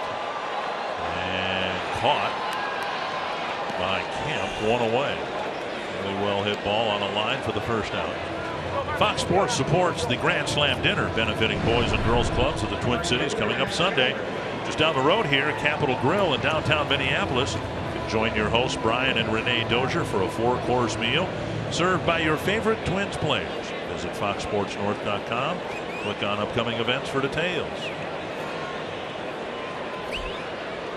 Here's Kepler, grounded a single through the right side of the infield. Takes a fastball on the outside corner.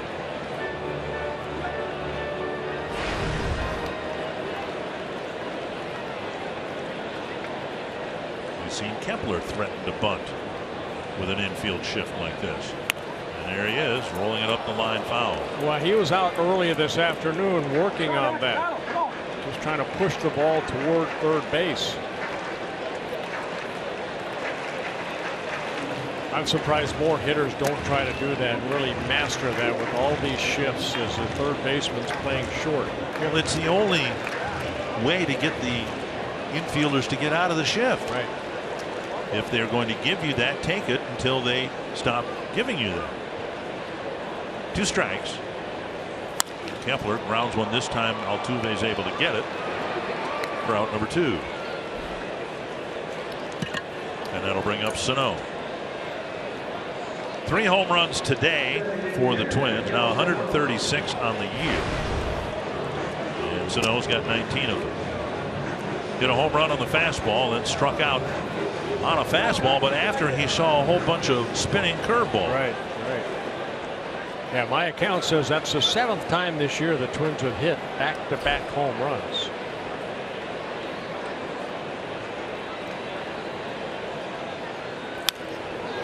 And he got a fastball up, not unlike the one he hit off the facing of the second deck. And this time he fouled it to the screen. Now, one time this year they hit back-to-back-to-back. That was in New York against the Yankees. Dozier, Plouffe, and Kepler. Big pop-up. This one will not hit a ceiling and eventually come down in Marisnik's glove. Altuve did not see it. Twilight again. This is about the time of the night where Gomez lost one.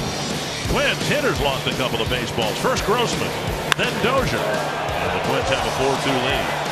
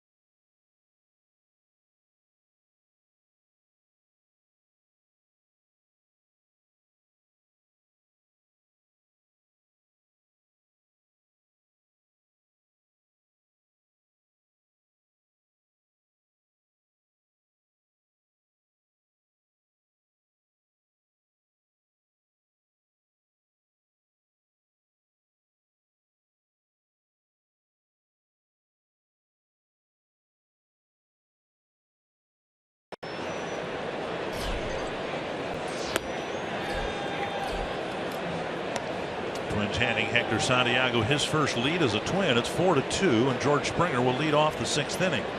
Springer, Bregman, and Altuve. It's down the right field line, and that's a fair ball into the corner. Springer will begin the inning with an extra base hit. It's a leadoff double after Santiago had retired 6 men in a row. He's given up 5 hits now, 3 of them in that first inning. Springer picking up his 19th double. Suzuki sitting away. Ball came over the plate, came floating back over the plate. Springer lining it into the corner in right field.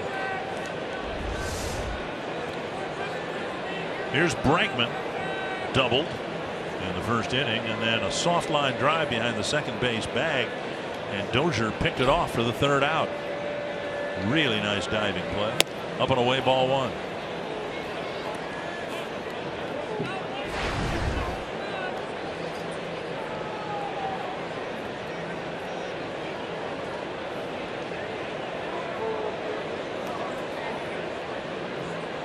Pitching with a 2-run lead. Bregman takes a strike inside, 1-1. You know, I said that it was back-to-back home runs by the Twins. 7 times, it's 10 times. So my accounting is terrible. And I happened to be sitting down when you told me that, but I didn't need to be. That's not really that stunning news, is it? Somebody out there listening for the first time. 1-1. And another call strike.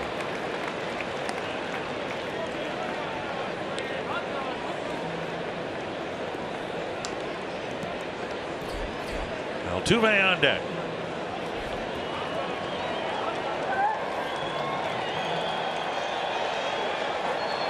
Santiago could use a strikeout.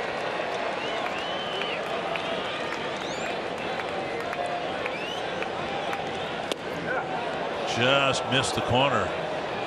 Almost tried to quick pitch him right there with that little cutter.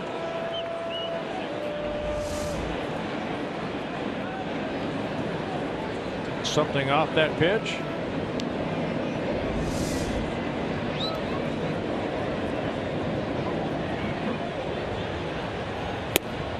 Might have been that screw change that he has.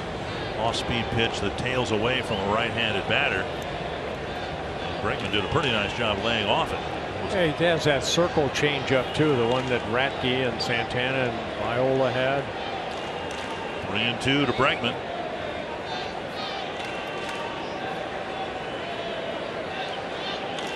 Missed outside, and now there are 2 aboard for Altuve. Yeah, tried to get the fastball by him, but missed.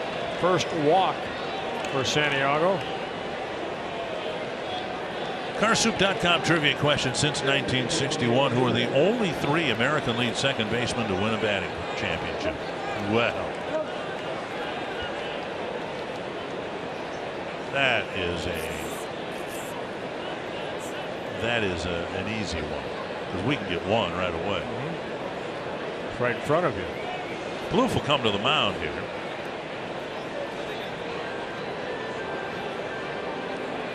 I think Rod had some, didn't he? Yeah. I'm not sure how many as a second baseman, but his first several were as a second baseman. Then he moved to first. Told 5 of them were while he was a second baseman. 2 as a first baseman. 1 strike to Altuve, who has 2 singles already tonight against Santiago.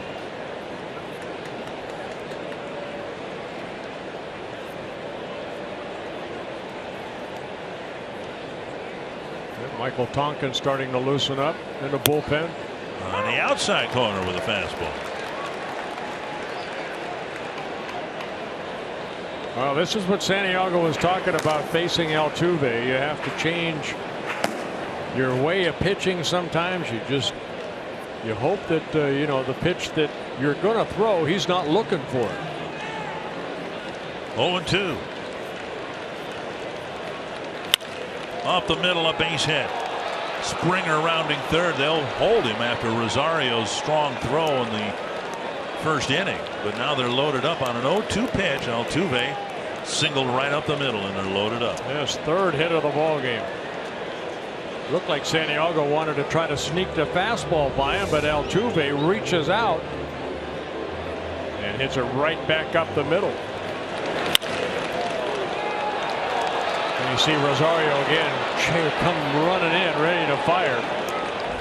And Springer stops at 3rd. Trip to the mound by Neil Allen. The Twins have just taken the lead, but almost as quickly the Astros have filled the bases with nobody out. And Correa, who has driven in the 2 Houston runs tonight with a home run, will hit next.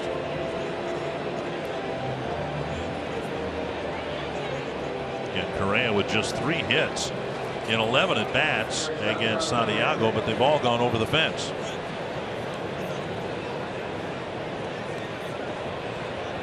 Corner infielders up. Twins will get a force play at home, or try to anyway, if it's hit to Plouffe or Mauer. It looks like they'll concede a run and take a conventional double play if it's hit to short or second. Over for strike 1. Started him off with a changeup.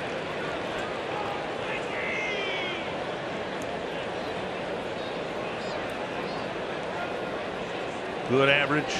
So far, not a home run. With the bases loaded. Let's keep it at that.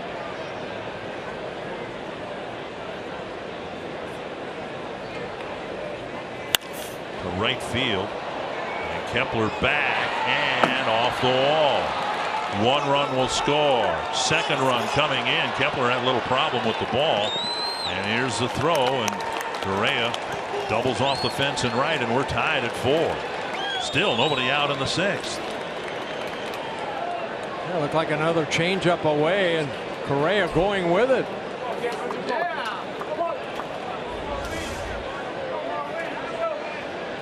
Well, Correa taking that changeup the other way, hitting it off the wall. He's driven on all 4 runs so far for the Astros. And Kepler had a little trouble. He barehanded it, And then you see him not knowing exactly where to throw. And Correa was going to stop at first. He moved to second. Fouled back. 1 strike. And they'll give Kepler an error. They should, allowing him, Correa, to go from first to second. So it is a single for Correa, and he goes to second on Kepler's drop. Corner infielders up, middle infielders back. And a big at bat now here for Gonzalez. The Astros very quickly tying the game up. And still nobody out. 1 strike. Bouncer towards short. Run will score. And there's the first out of the inning. Coming in from third is Altuve. And a productive out and run batted in for Gonzalez because Correa, getting that extra base, advances to third. A reprieve for Fiers. And the end of the night for Hector Santiago. A good night going until the 6th inning. Twins handed him a lead. And Santiago gives 3 back. He gets only 1 out here in the 6th. So with Houston back in front, a pitching change. Michael Tonkin coming in for the Twins.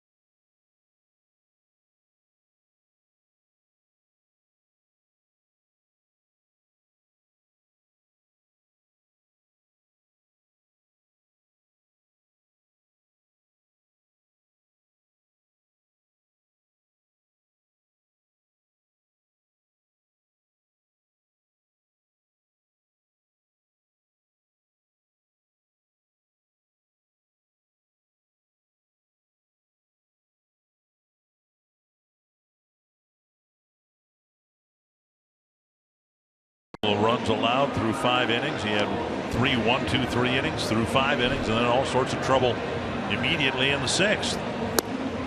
He left some pitches up. That changeup up to Correa that he knocked in 2 of the 3 runs scored so far this inning. Michael Tonkin coming in for the 49th time. He last worked in Tampa on Saturday, an inning and 2/3. Gave up an unearned run in the 7-3 Twins loss. Evan Gattis will be the first man to face Tonkin with the runner at third. One thing Michael's been able to do, get some strikeouts. 65 strikeouts in 55 innings pitched. Infield playing in.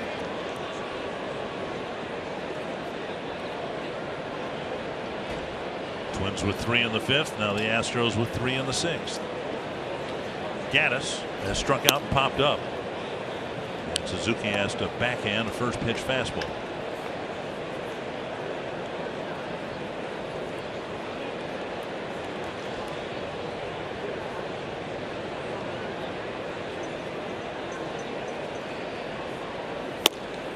On the outside corner. Tonkin, a strikeout guy, as you saw, 65 of them in 55 innings, and that's why he's been tasked to pitch to Gattis here, a guy who's strikeout prone.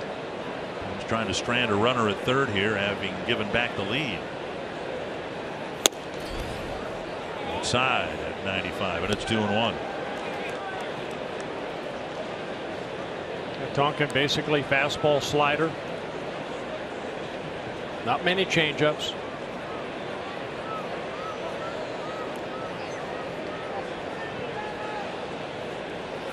Now 3-1.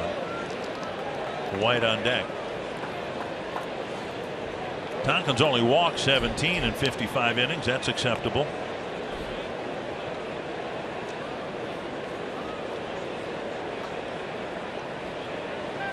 First 4 batters have reached this inning, and now a ball lifted foul. Nothing but fastballs so far to Gattis.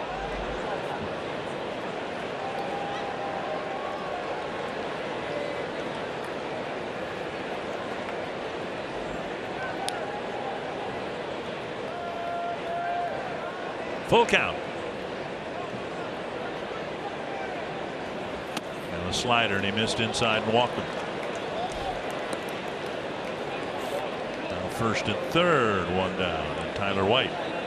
Praise FM invites you to Faith Night 2016. It's coming up August 13th. Twins taking on the Royals. You can enjoy the game and then stay for post-game live worship music and appearances by Brian Dozier, Kyle Gibson, some other special guests. For details and tickets, visit twinsbaseball.com/faithnight. Here's Tyler White. Hawkins had problems holding runners. You wouldn't think Gattis would be a candidate to steal. And there's a fastball off the plate. Yeah, with Tonkin on the mound, there's been 4 double plays turned behind him. See if White can hit into a double play. 7 pitches, 2 strikes for Tonkin.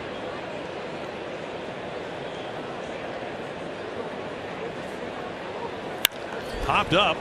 Dozier retreating. Kepler coming in. And it is Rosario with the catch. Or with the cut off near the mound, 2 down. Yeah, and that's what you want right there. You want that outfielder to come in and catch that, not Brian Dozier, because he might be backpedaling, and it's Rosario that took charge, and that's what center fielders do. Called up Dozier, made the catch, got it back in the infield. 8th man to bat, Jake Marisnik. He's popped to Mauer and hit a fly ball to Rosario. His last at bat, he hit it to the deepest part of the field. Rosario caught it near the warning track. To right field. And Kepler is right there. And Tonkin does a nice job walking the first guy he faced, but he got outs 2 and 3. Yet the Astros got 3 runs.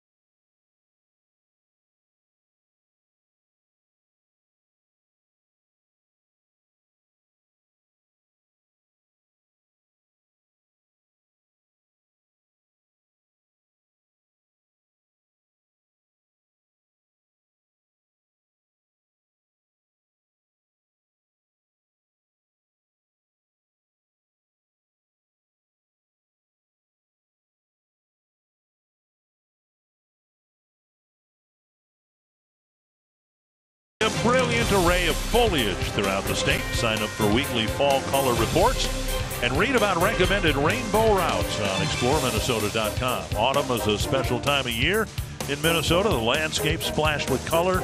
Maple trees, shrubs, even prairie grasses take on golden, ruby, and tangerine hues. Getting hungry just talking about it. Find endless ideas for the perfect getaways at ExploreMinnesota.com and share your favorites with hashtag #OnlyInMN. Don't know if I'm ready for fall yet with the fall colors, but it's inevitable.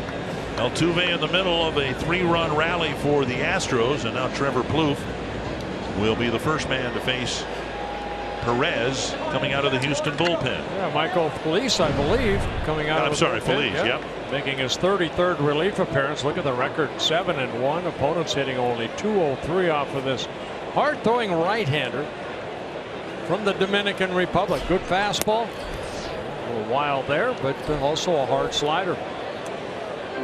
Plouffe walked his first time up after grounding out in the second, or his second time up after grounding out to short in the second inning. And in the strike zone at 95, it's 1-1.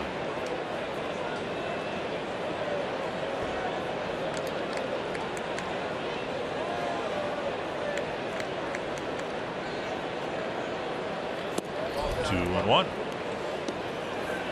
Now, Feliz started with the Astros in that bullpen. This is his third stint. A couple outings down in AAA, then recalled in early May. Mid-90s down the middle, and it's 2-2.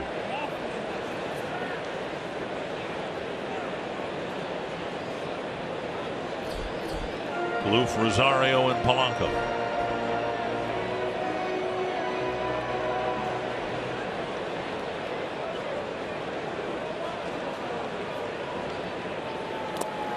Three and two, trying to mix in a breaking ball, but missed.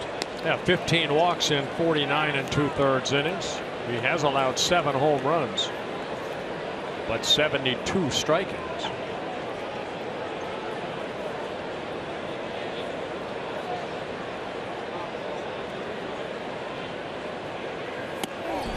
Under his chin. And Plouffe takes a leadoff walk. Twins have now had the leadoff man on in every inning since the first.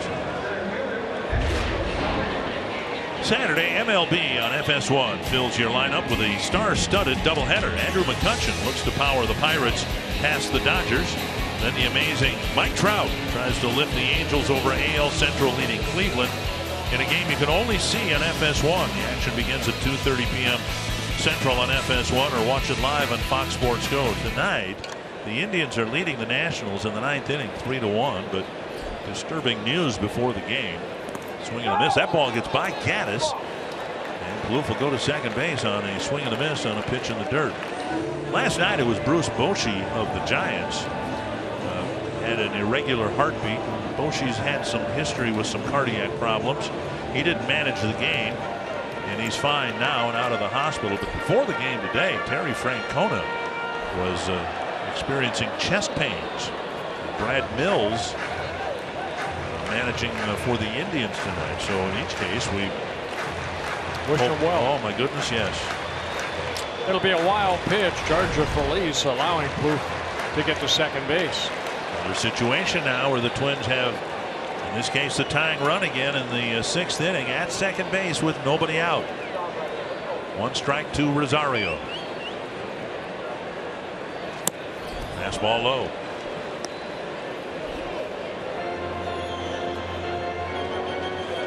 Rosario has struck out twice, both times against Fiers, of course.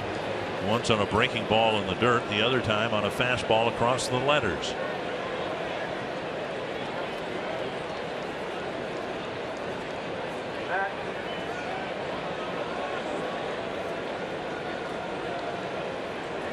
Like to find a way to advance Plouffe over to third.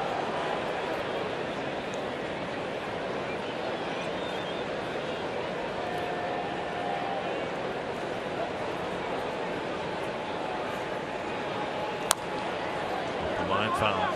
You know, in the 3rd inning, Suzuki started that inning off with a double and was left there. Grossman hit the ball hard, but to left field. And then Dozier lined to the shortstop. Mauer struck out. The Twins had the same opportunity in the 4th inning with Kepler at second base. Nobody out.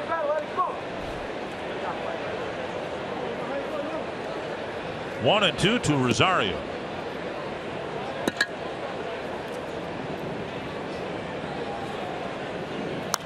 Popped up and over for a look is Bregman. He has no play. Rosario looking fastball, and Feliz threw him an off-speed pitch.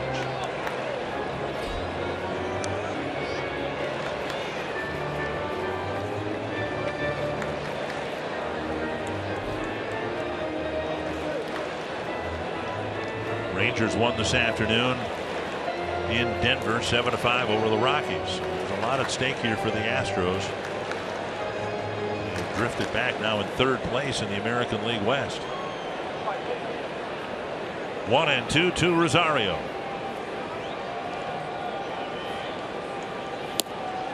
And for the 3rd time tonight, Rosario strikes out. Yeah, and a high breaking ball right there. Feliz picks up a strikeout. And that's what we saw Fiers do. Get the strikeout when he needed it. I don't know, that pitch wouldn't have been called a strike anyway, right on the outside corner, but Rosario didn't come close. Nice tight break on that breaking ball. Here is Polanco, a strikeout and a fly to left.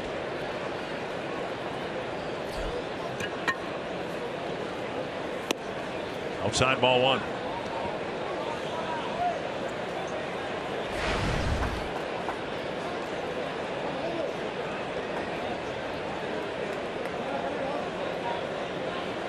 They list Feliz at 6'4", about 230.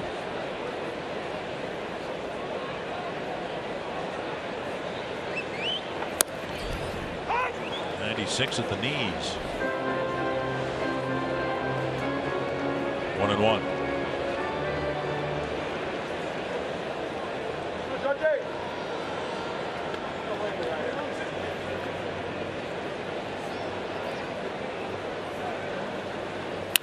Up the middle into center field. Plouffe around 3rd. He's coming in. Throw from Marisnick is in time to get him. Marisnick with a perfect throw to the plate, and Plouffe is thrown out, 2 away. Yeah, we've seen both center fielders here today make some nice throws home. Marisnick comes up, and a nice pick by Gavis behind the plate. That little short hop, ball lined right back up the middle. Marisnick comes up, and the throw home, short hops. Gaddis right there. Yeah. Able to get it in the glove and apply the tag on Trevor. So Polanco will get a base hit, but like the Astros, they were thrown out at home in the 1st inning by Rosario. Brent Strom, the pitching coach, to the mound with Polanco at 1st and 2 away.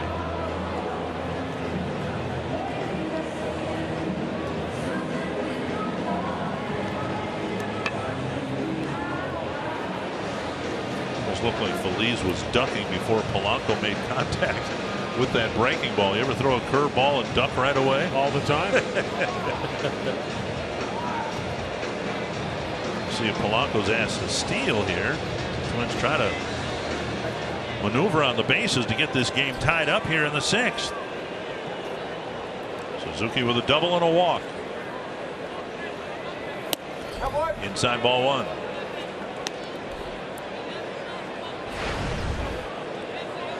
Suzuki doubled leading off the 3rd, then he walked leading off the 5th.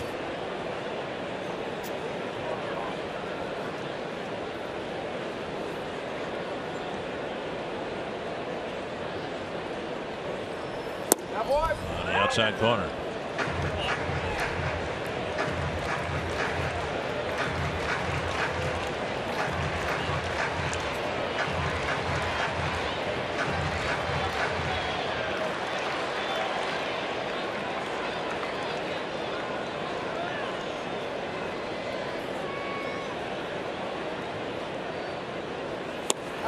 Two and one. Talking about Terry Francona, the Indians got some bad news again today regarding Michael Brantley. He might need shoulder surgery, they're saying. Another setback as he tries to come back this year. 2-1 to Kurt Suzuki. Remember, he tried to come back and it flared up again. Put him back on a disabled list. 3-1. This time Gaddis blocks enough of it and keeps it in front of him, keeping Polanco at first base.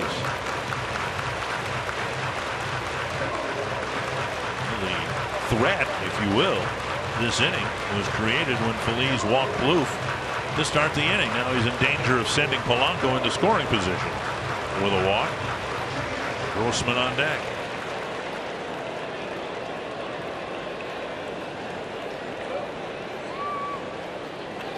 popped up. It's back and out of play. Full count, and now Polanco will leave early.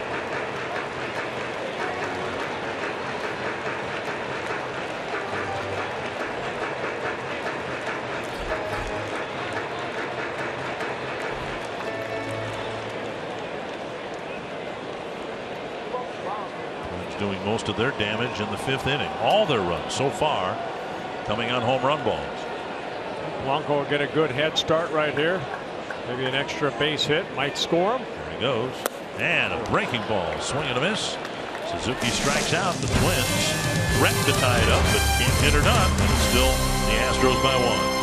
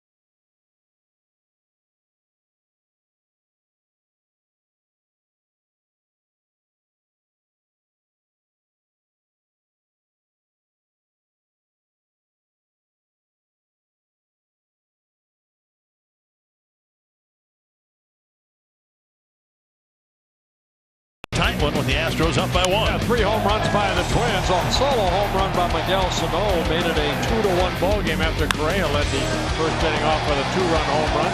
Robbie Grossman with his 7th home run, a 2-run home run, and then the next batter, Brian Dozier, makes it a lead for the Twins, 4-2. But the Astros come back. Correa, a big part of that, a 2-run single. And in the infield out right there scored Altuve. It's a 5-4 ball game. And the Astros sent 8 men to the plate in what's referred to as a shutdown inning. Means it just given Santiago the lead, but he gave 3 back. And now Tony Kemp taking strike 1 for Michael Tonkin. Indians ended up beating the Nationals 3-1 final score. Trevor Bauer outpitched Max Scherzer. Check swing. And it's 1-1.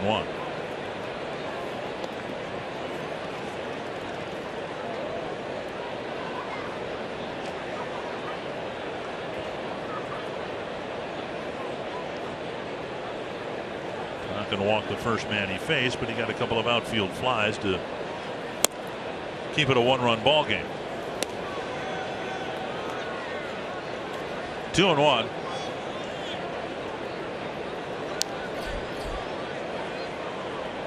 Kemp hitting 9th, and Springer, the leadoff man, will bat next.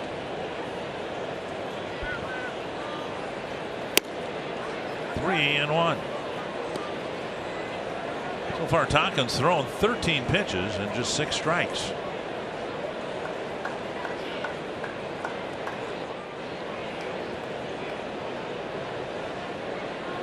You want this guy to swing the bat. Very quick a foot. Minor leagues, 107 stolen bases in 3+ minor league seasons.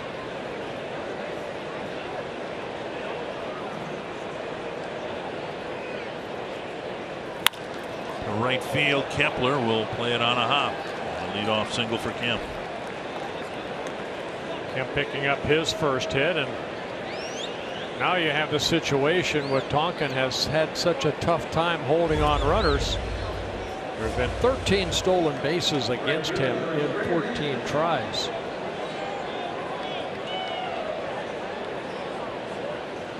Springer at the plate. He started the 3-run 6th with an opposite field double.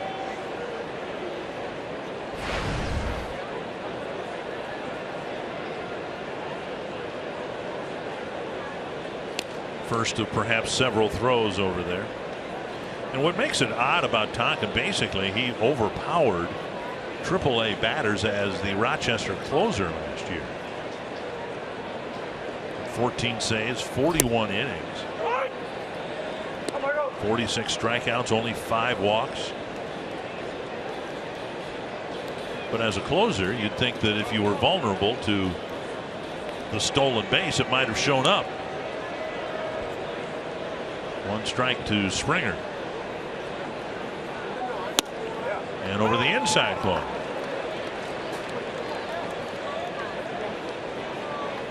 Astros have done some damage in 0-2 counts here, particularly Altuve.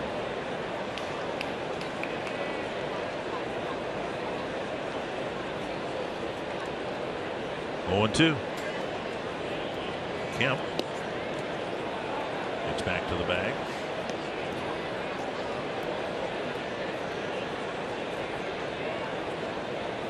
Kemp has 1 stolen base in 2 attempts.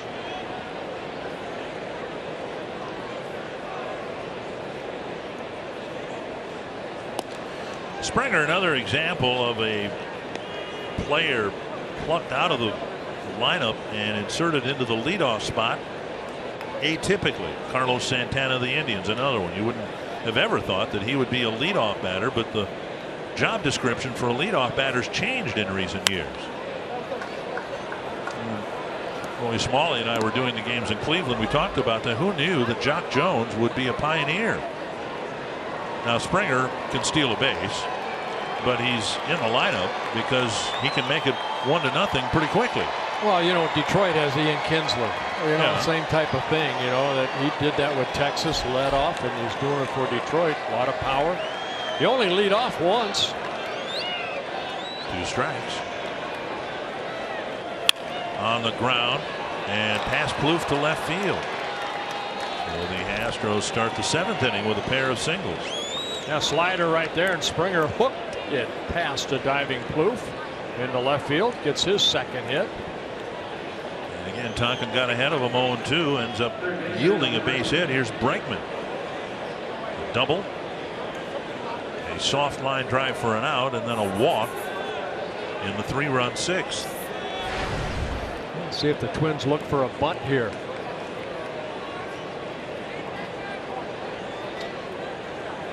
Trevor Plouffe at third base, coming in on the grass. Joe Mauer in front of first base.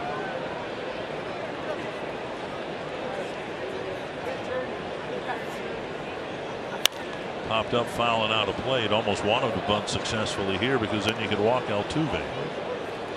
And that's probably what A.J. Hinch is thinking right there. I want that man to swing the bat. 1 strike to Bregman.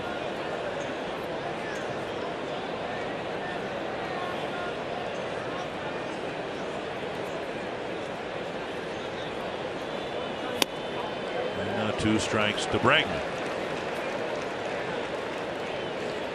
Well, Bregman, just 22 years old, started this season in Double-A.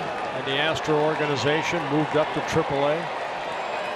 He's hit at every level. 0-2. He got a piece of a high fastball.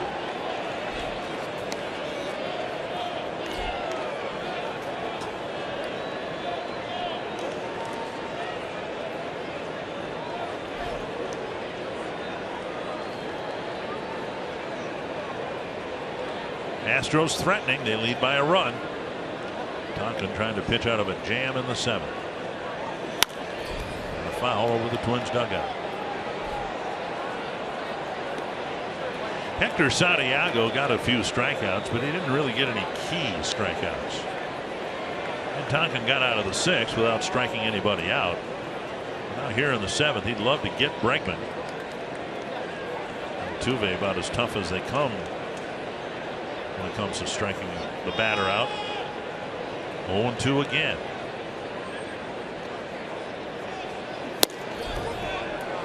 One and two.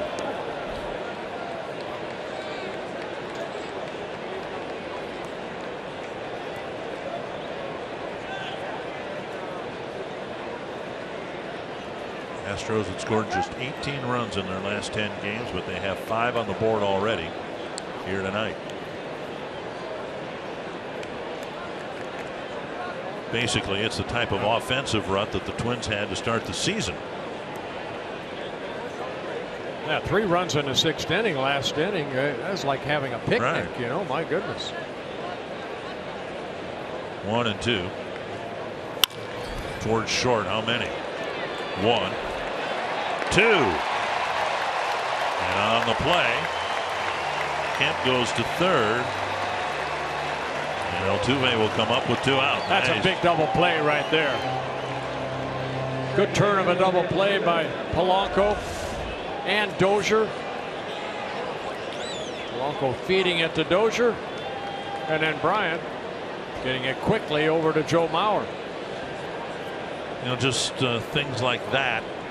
As Polanco is given a trial at short, he didn't rush anything. He made sure of getting the first out. There is Altuve. He's already got 3 hits tonight, all of them singles, and Tonkin burns the outside corner.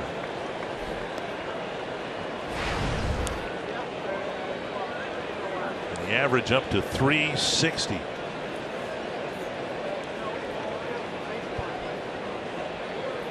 Oh, 0-1. And now 0-2. Closest hitter to Altuve coming into play was Yunel Escobar at 318. So we know Rod Carew. What about Robinson Cano? Julio Franco. Julio Franco with Texas. And we knew Altuve. Didn't Franco do it as a 45-year-old, something like that? Yeah, I played with him in Cleveland. Way back when. Up the middle. And Altuve has his 4th hit. And right up the middle, and again on an 0-2 count. And pitch up in the strike zone. Altuve picking up an RBI, his 68th of the year.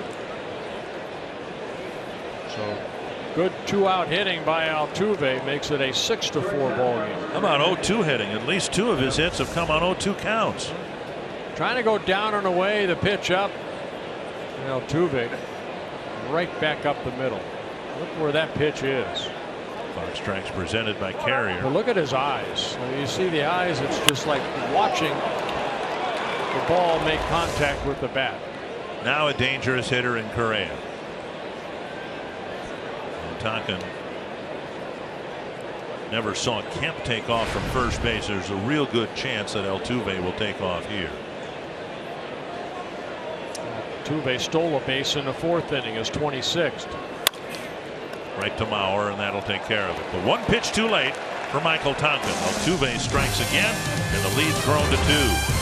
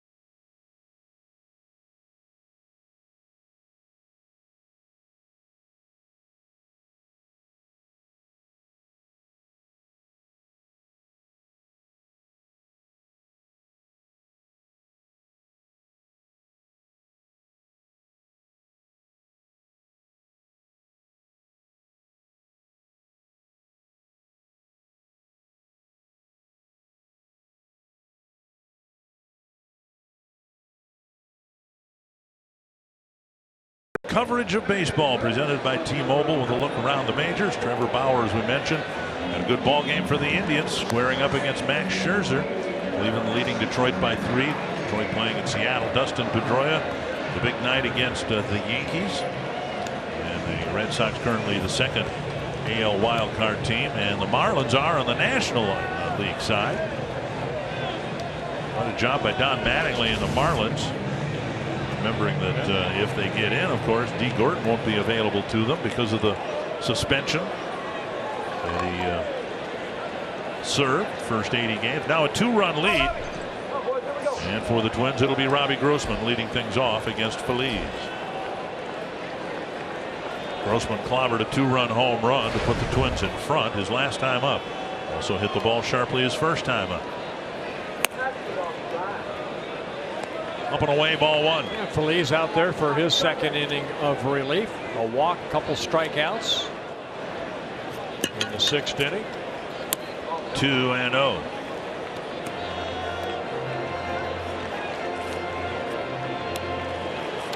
He struggled with his control in the first inning. 22 pitches thrown, only 11 strikes in his outing. Popped up. It's going to reach the seats. 2-1.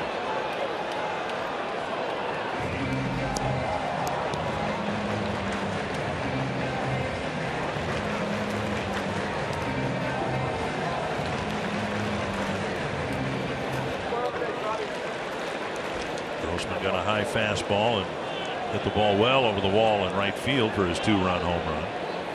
And now 3-1. Again, the Twins have had the leadoff man on in every inning since the first. Sano homered in the second. Suzuki doubled in the third. Kepler singled in the fourth. A leadoff walk in the fifth and a leadoff walk in the sixth. Foul tip. Strike 2. Feliz, one of those guys that are in the Astro organization. He signed with them back in 2010. Mainly a starter in the minor leagues, but up here kind of a long man out of their bullpen.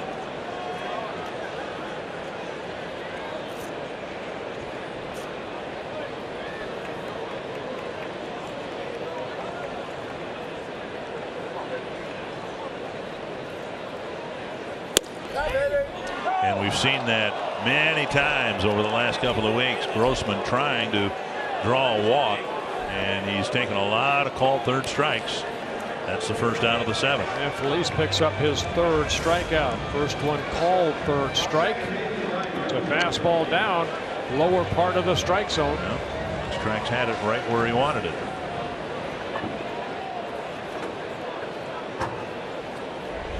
One down, and now Dozier homered his last time up. Strike 1.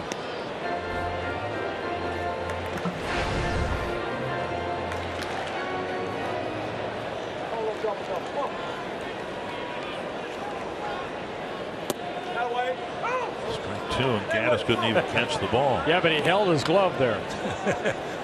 Different kind of framing. This is where the ball was. I didn't hold on to it, but this is where the ball was. Watch Gaddis right here. I caught it good. I'm framing it. Oh yeah, by the way, I have to go get the ball. I don't know that I've ever seen that before.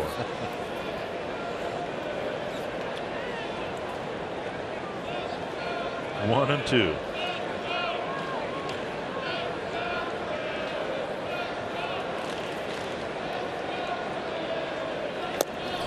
And now 2 and 2.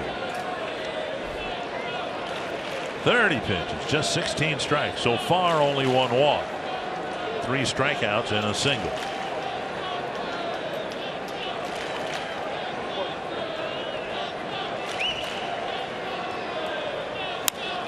Deep but foul down the left field line.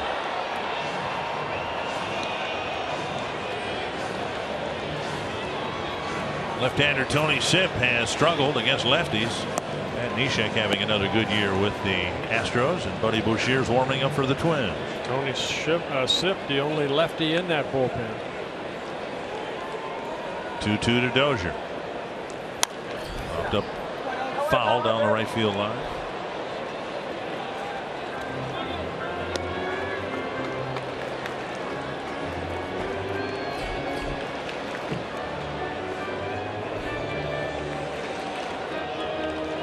have had a tough time stringing things together other than the 5th inning when they got a walk, home run, and home run in pretty rapid fire succession.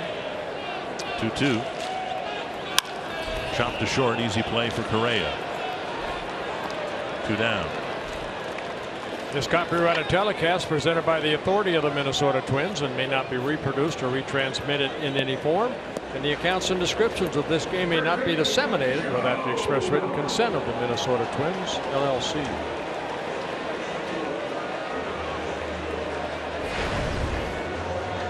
Mauer, the batter. Twins haven't had a 1-2-3 inning since the first.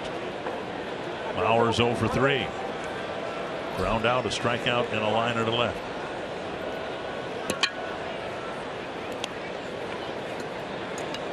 And Gaddis deflects it over by the Houston dugout. 1-0.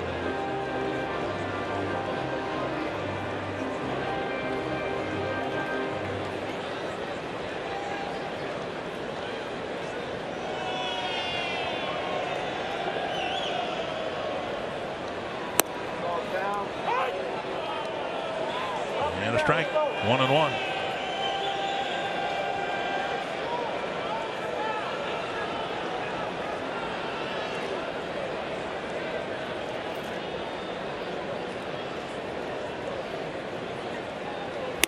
Checked his swing, and again Gaddis having a hard time catching the baseball tonight. Jason Castro, their former regular catchers, who's really had a terrible time at the plate. And hitting only 206. All kinds of strikeouts too. 243 at bats and 99 strikeouts. And Mauer with a base hit to left. Kemp will get there and hold Mauer to a single, but that'll get Kepler to the plate as the tying run. Paul Molitor said today that in St. Petersburg, Kepler had 10 straight at bats where he saw off speed pitches on the first pitch. Oh, fastball up and away, and what Joe does so well, takes it to left field. Mauer picking up his first hit. Brent Strom to the mound.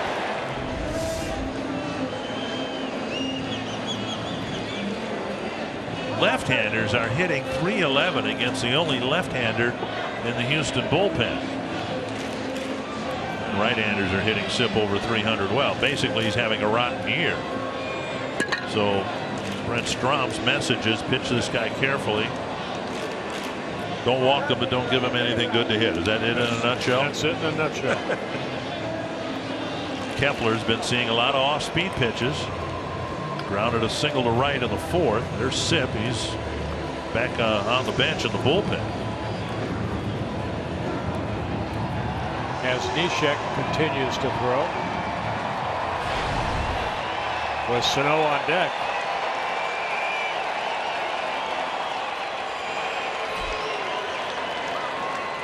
Kepler takes a high strike.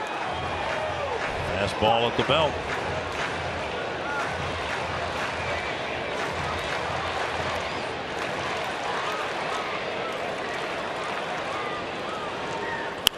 Fouled away, 2 strikes.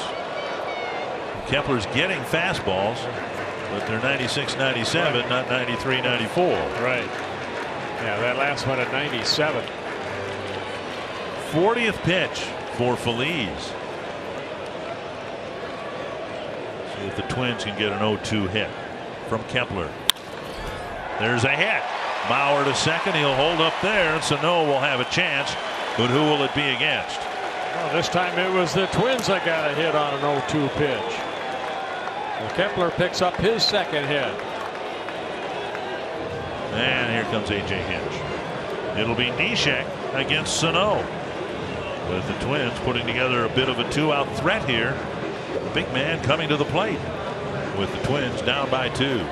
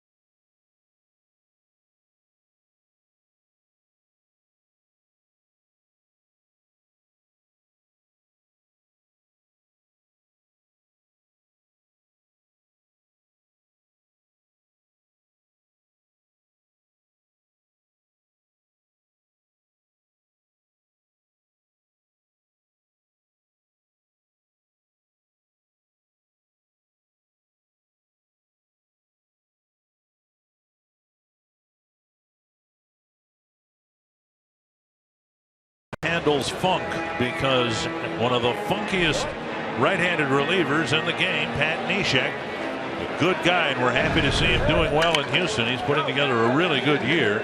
He'll pitch to Sano. And Neshek signing a 2-year contract with an option over the winter by the Astros, making his 43rd relief appearance. Of course, he was originally signed by the Twins, came up with the Twins 2006, then had the Tommy John surgery, spent some time in San Diego, Oakland, St. Louis, in his second season now with the Astros. Sano with a home run in the second. Since then 0 for 2. Tying run at first. Inside, ball 1. You say funky, I say herky jerky. Safer to say what you said.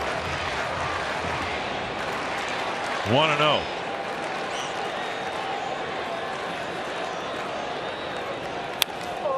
And he got a pitch that he may not get again. I don't think Neshek wants to leave anything up there. Hanging breaking ball right there.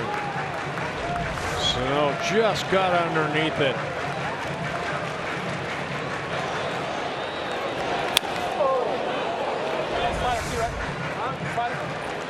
One and one.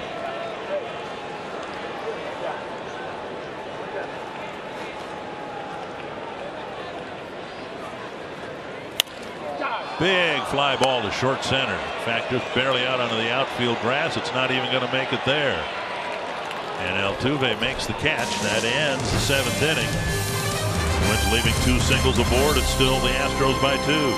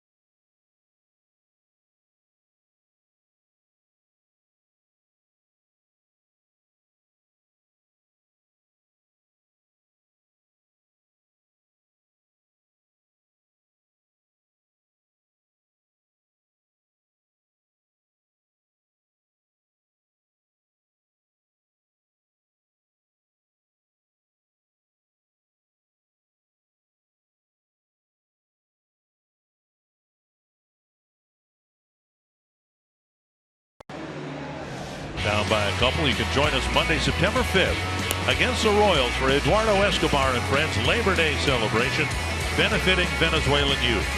Special ticket package includes tickets on the Budweiser roof deck, a post-game meet and greet with Eduardo Escobar and other Twins players. You can learn more at twinsbaseball.com/Escobar or call 800-33-TWINS.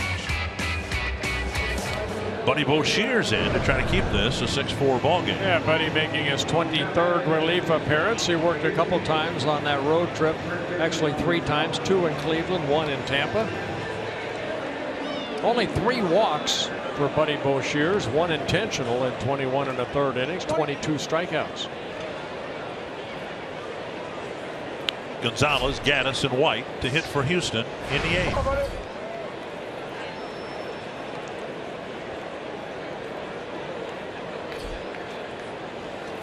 Way out in front of an off-speed pitch. Yeah, Boshear straight over the top with the fastball. That last pitch, the curveball. Gonzalez has hit 3 ground balls to the left side, but the last one in the 6th inning gave the Astros a lead of 5-4. It's now 6-4. Another off-speed pitch and another swing and a miss.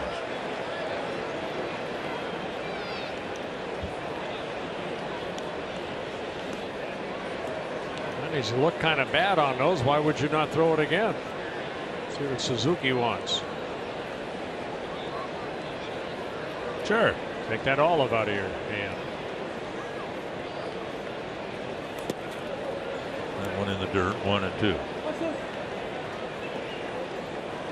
Tonight's crowd, 22,261. A little over 20,000 last night.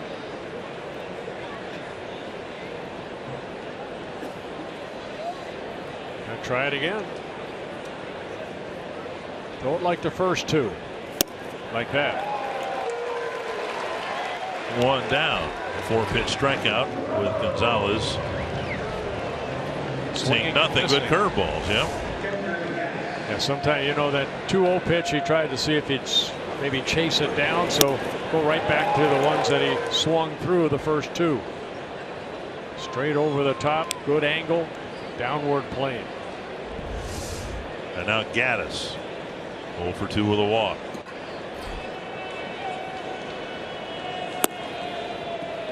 Fastball down and away.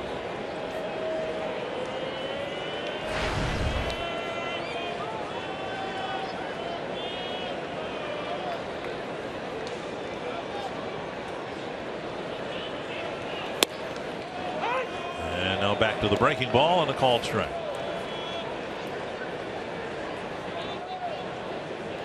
Couple stints for Buddy Bouchers with the Twins this year. Got called up for the first time in late May, then optioned back on the 4th of July, then recalled about 2 weeks later. And he reaches down and punches a single to left. They golfed that in the left field. A 1-out single. Gaddis picks up his first hit. 11th hit for the Astros, who came in over the last, 2 weeks, hitting .201. Right.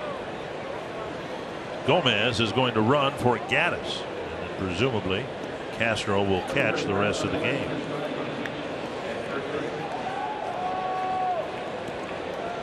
So the pinch runner, Carlos Gomez, and the batter is White. A couple of former teammates.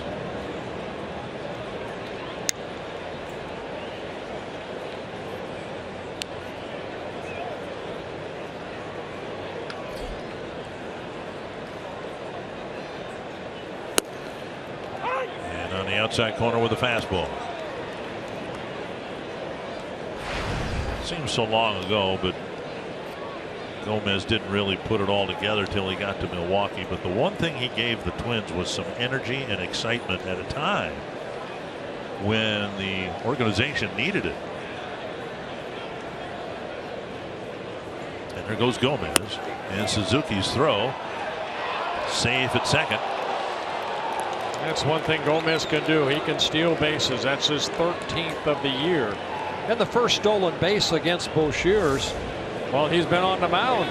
Got a great jump right there. Suzuki's throw right there, but Gomez sliding it head first, getting that left hand on the bag.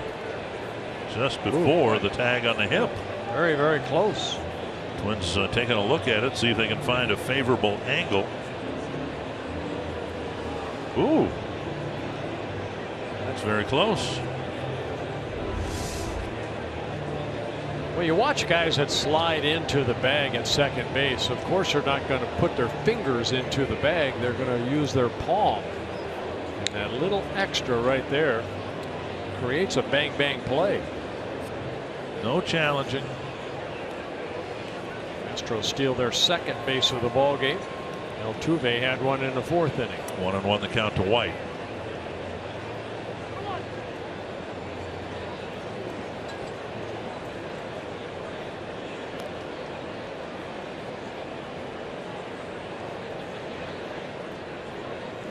Back to Gomez. In the off season, the Twins lost Torrey Hunter to free agency and traded Johan Santana. Now that's a huge loss. They got Gomez, of course, in the trade, but that's a lot of talent to be lost in one off season. And Gomez stepped in. Ball Ball hit to right field. Kepler coming in, making a sliding catch, and from the seat of his pants, he'll start a double play. Great catch by Kepler in right. Gomez doubled off, and it's still 6-4.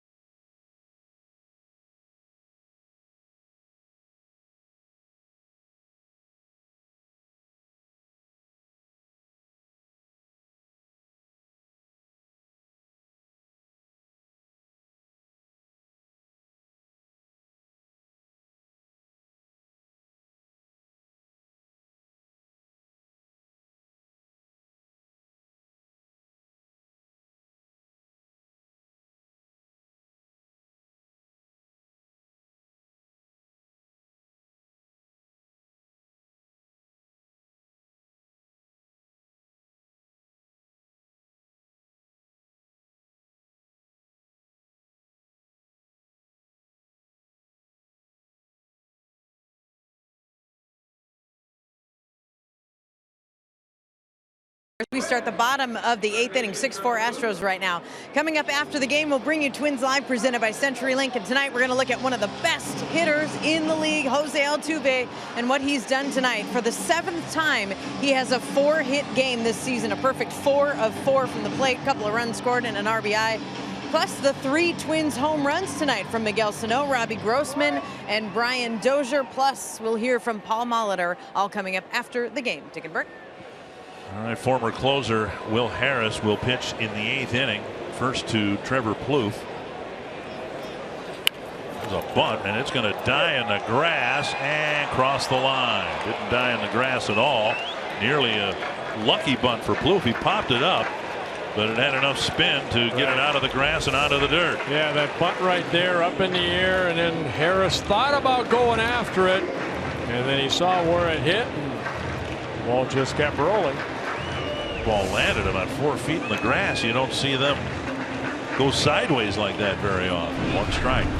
Harris was the closer. Now it's Kent Ryan.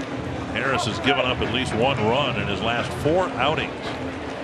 Nevertheless, he gets the 8th inning here to face Plouffe, Rosario, and Polanco. Yeah, 48 strikeouts in 44 2/3 innings in his 2nd season with the Astros.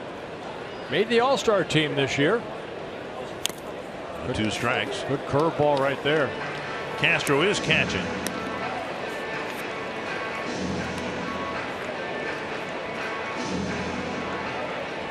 So one would think Harris will get the 8th inning, and if there's still a lead to protect in the 9th, it'll be Ryan. 0-2 to Trevor Plouffe. Tapped, foul.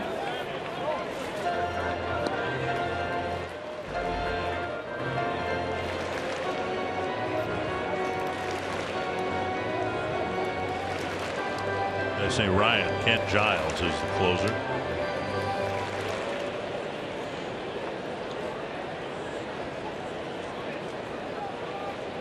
Oh, and 2.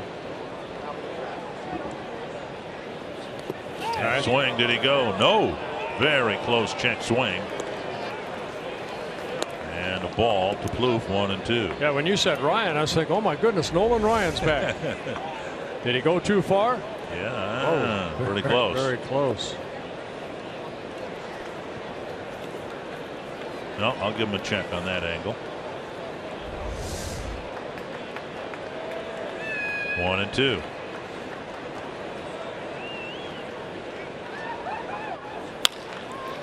Tap to the left side. Correa has time to set and fire one away. That'll bring up Rosario. The Twins flex plan gives you the flexibility to choose your games and your number of seats. You can choose in advance or even the day of the game. Flex plan. Don't plan. Flex plan. Go to twinsbaseball.com/flex. Call 833-TWINS. One down, and now Rosario, who has struck out 3 times. Swinging.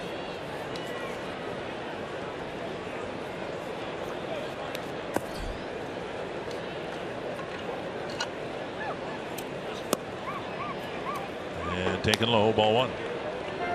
Harris, 31 years old, originally signed by the Rockies out of LSU. Came up with the Rockies in 2012. Spent some time in Arizona with the Diamondbacks in his 2nd season with the Astros.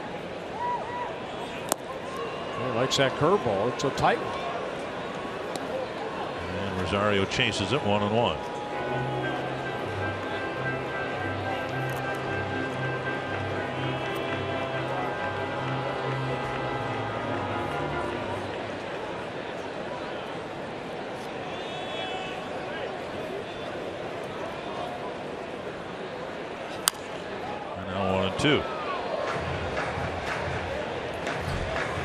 Astros have a good bullpen. Of course, they've had a winning record last year and this year because of a good starting rotation. The downfall in recent weeks has been a lineup that's been scuffling to score runs. Sputtering, yes. There's the before mismentioned Ken Giles.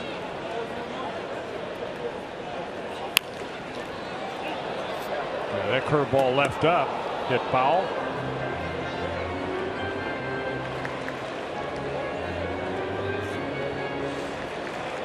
Yeah, Astros bullpen combined 3.16 ERA. Very, very good. They have 28 saves out of that bullpen. Rosario trying to get a board for Polanco.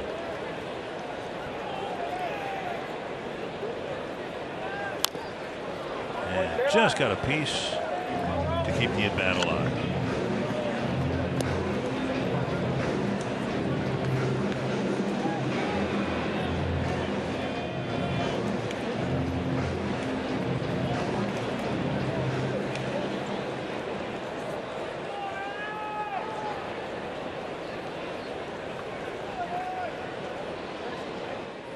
Another 1-2 to Rosario. And that time Rosario lays off the breaking ball in the dirt. 2-2.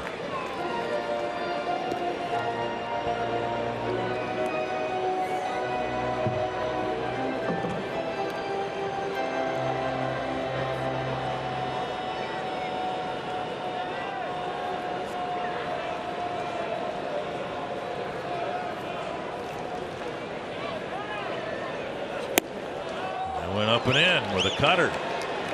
Fastball really clocked at 94 miles per hour, but did you see that ball move? Yep. Wow. 2 down. Straight over the top. Look at the ball move.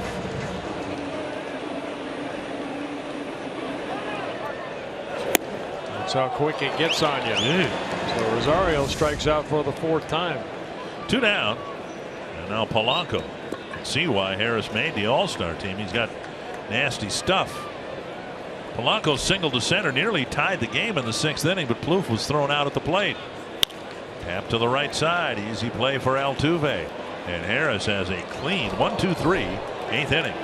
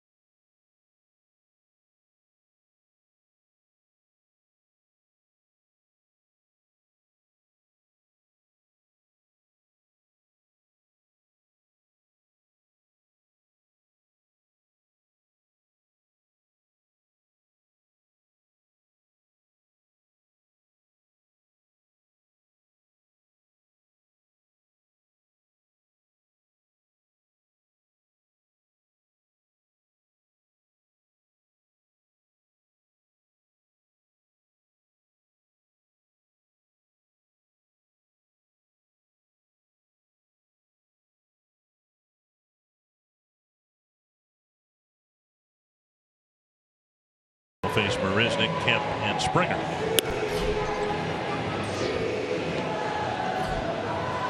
Twins hoping to get through this game, even though they got a shorter than hoped for start from Hector Santiago, hoping to get through this game with just 3 pitchers. Yeah, Michael Tonkin an inning and 2/3. He did give up 1 run, and Buddy Shears, as you mentioned, starting his 2nd inning. We might see more of that. Paul Molitor again today expressed concern about specifically Ryan Presley and all the appearances he's had, a year coming back from a serious injury, and so we may see relievers pitching multiple innings in an effort to save a little wear and tear on Presley and some others. Yeah, only 12 pitches thrown by Bo Shears in the 8th inning, so they're hoping that he can have another quick inning here. A ball, now a strike.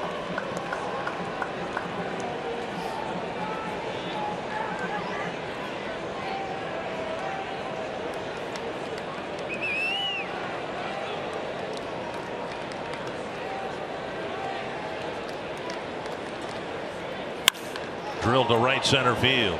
Rosario will chase it, and it'll get by him all the way to the wall. Marisnick runs well, and so he'll scamper around second, and he'll open this inning with a triple.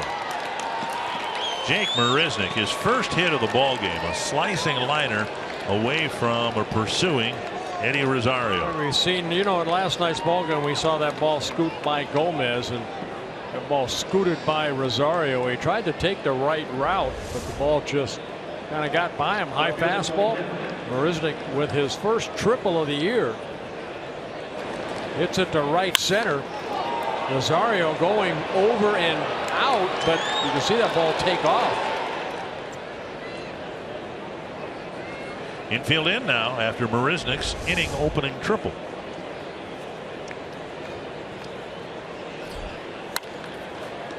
Dozier, like a hockey goalie, scooted to his right to smother that pitch, or that ground ball, 1 away.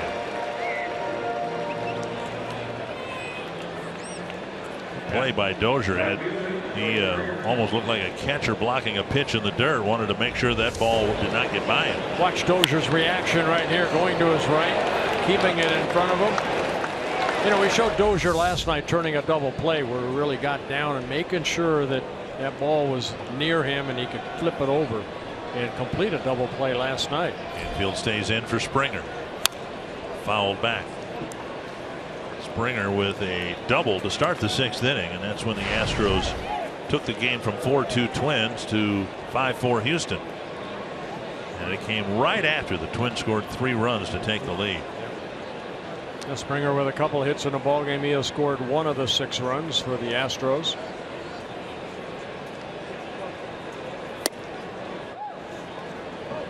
Like to get him and then get Bregman and not have to pitch to Altuve this inning.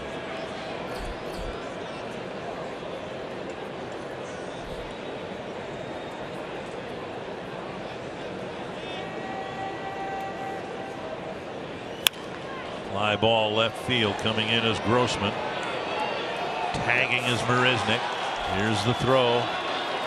Not in time, and the Astros get a big insurance run in the 9th inning thanks to Marisnick's triple. Springer will pick up an RBI, his 62nd of the year on the sacrifice fly. And it's a 7-4 ball game.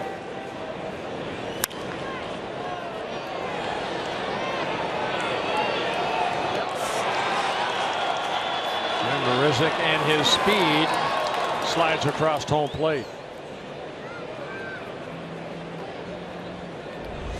Base is empty, a run in. Bregman the batter, 2 away, and strike 1.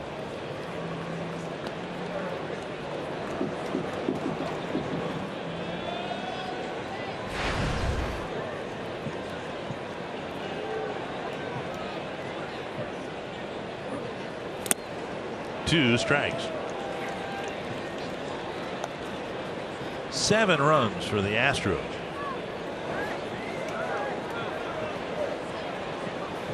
Giles warming up.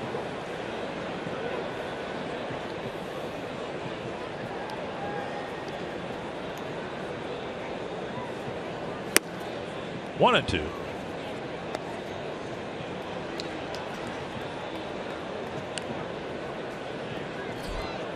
Bregman with 1 hit on the night and a walk.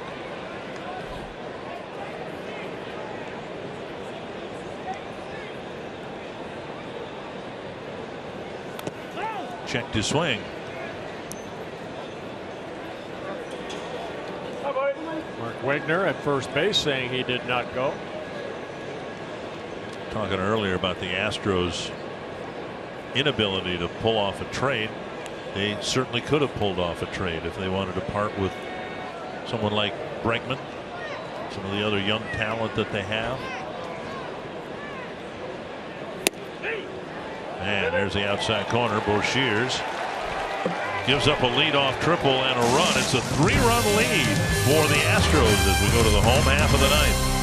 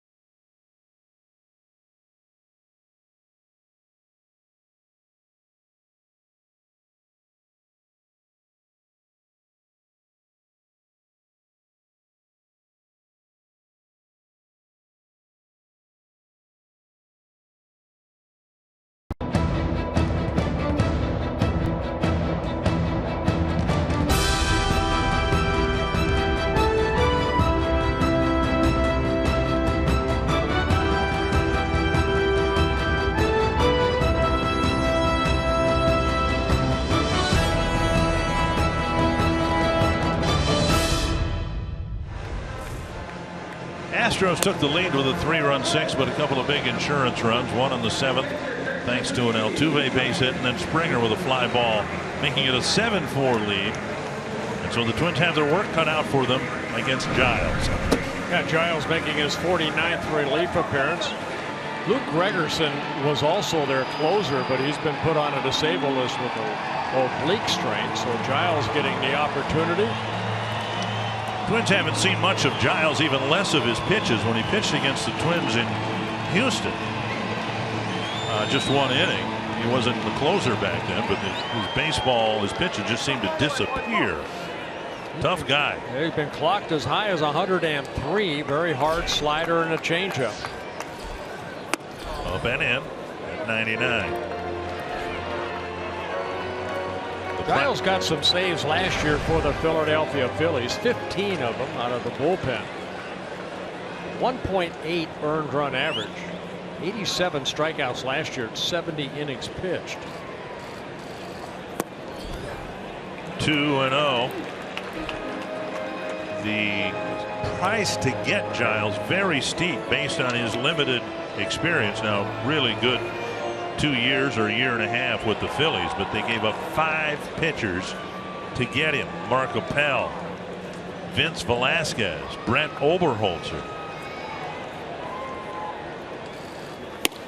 The strike. We were crediting Andy MacPhail when he was here with the Phillies that he's the only guy I know who's ever been able to pull off a 5-pitcher for 1 trade, and he did it twice.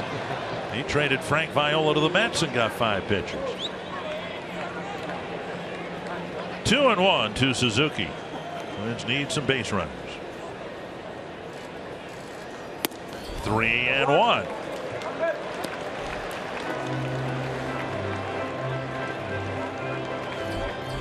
Showed you the numbers on Giles. 44 in the third innings, 14 walks, but 69 strikeouts.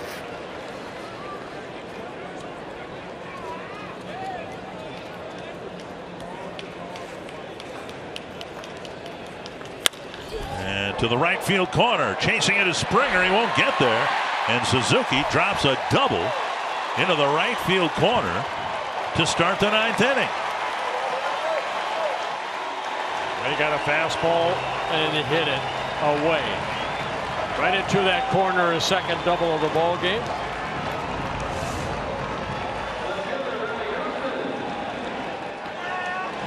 And Suzuki now with 19 doubles on the year. 2 of them tonight. And now Grossman. The extra run that the Astros got in the top of this inning looming very large. Grossman's already homered once. As he stands in, he does not represent the tying run. That would be Dozier in the on deck circle. On the outside corner, 98.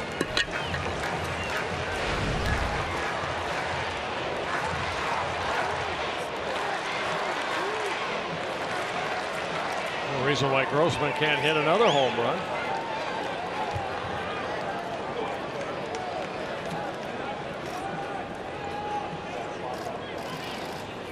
Down and in, 1-1. Grossman took a called third strike his last time up, but he's hit the ball hard twice tonight, lining out to left in the third and then hitting his home run to right in the 5th. Giles has allowed 5 home runs.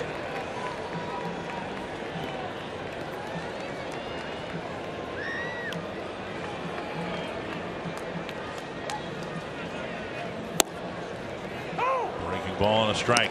It's the hard slider there.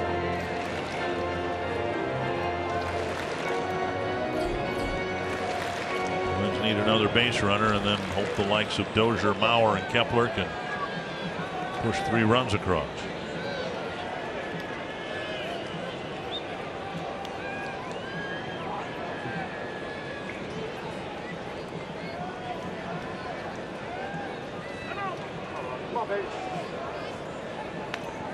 Castro going through some signs.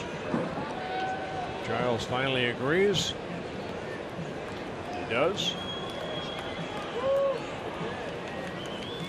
2-2. Back to the slider.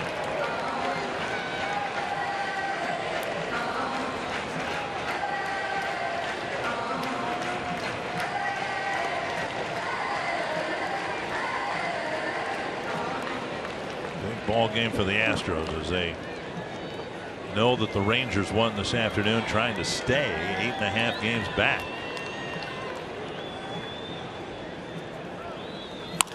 Roll to the right side, didn't hit the bag, and Giles to the bag and Suzuki to third, 1 away. Best hope for Grossman on that ball would have been for it to hit the base. What's next? Brought to you by CenturyLink. Dallas Keuchel. The Twins beat him in Houston earlier this year. Irvin Santana will go for the Twins in Game 3. Santana has never lost to the Astros, so should be a good pitching matchup. And a reminder, we are not televising Thursday afternoon's game, so you'll be fortunate to be able to listen to the Twins radio network to follow the game. Here is Dozier. Solo home run in the 5th. Strike. Big swing. Slider right there.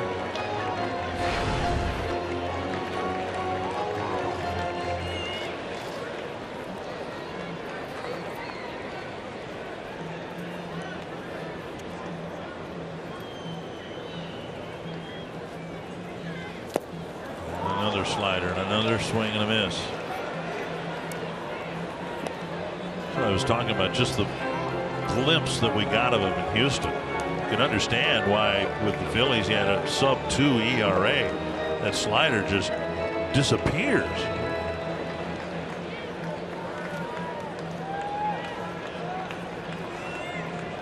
On 2.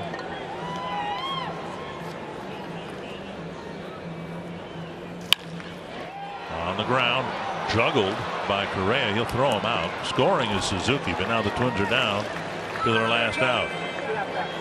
Yeah, Suzuki scoring for the second time in a ball game. Dozier picking up his second run batted in. Now with 65.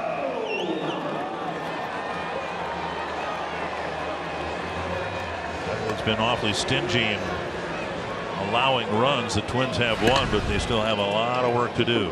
See if Mauer can extend the game for Kepler.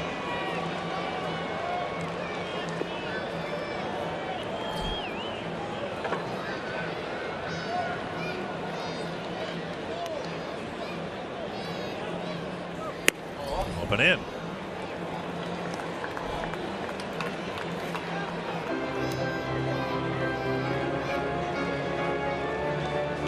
I suppose you could make the case that the Astros paid such a heavy price for Giles that they didn't want to pull the trigger on another trade before the trade deadline. There's a breaking ball and a strike. They gave up a lot of talent, gave you some of the names.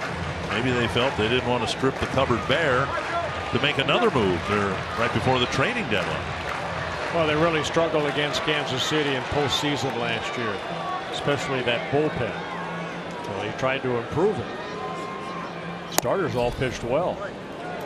Royals just beat him in 5 games and advanced and then won the World Series. 2-1 to Mauer.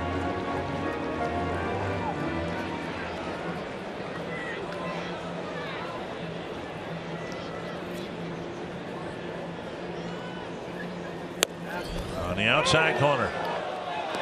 The Twins are down to their last strike. Now, Dick, when we talked about the bullpen, a lot of these clubs that are winning, they build from the 9th inning back. You know, and this is the guy right here. You can see you just clip maybe the down and away. Big difference between 3-1 and 2-2.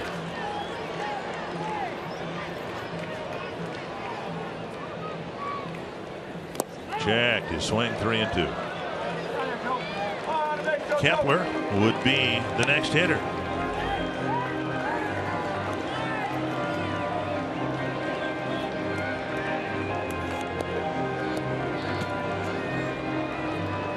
Well, 2-run lead. You're not going to fool around, I don't think, with a slider. You're just going to challenge Joe right here. Don't want to walk him. He can earn his way on. Giles trying to rub off some of the sweat coming off his arm.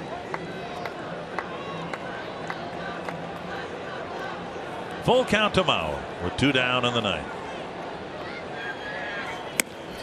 And he walked him. And Kepler will have a chance. 2 singles for Kepler.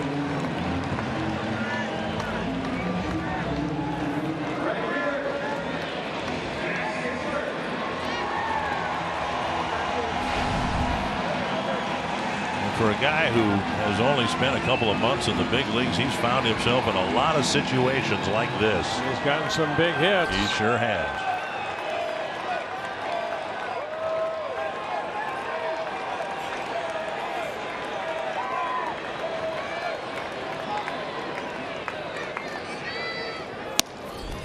Just outside at 99.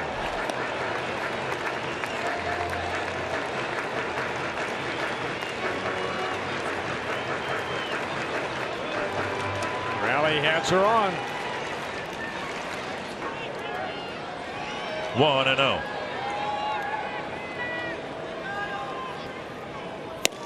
That one hit the corner. Took a little off. At 98. Well, I'd be surprised if they try to come in on him right here. Everything away, make him beat you the other way. We've seen power to center and right. We have not seen opposite field power yet from Kepler. Castro. Up and away, 2-1. Breaking ball stayed up. And the more he plays around here with Kepler, the greater chance he'll have of facing Sano.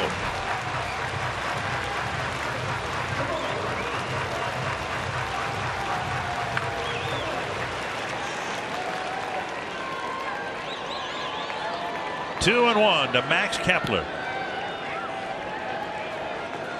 Sitting down and away. And he got a pitch to hit and fouled it back. Yes, he did. Oh, nice one-handed grab by the young man to our left.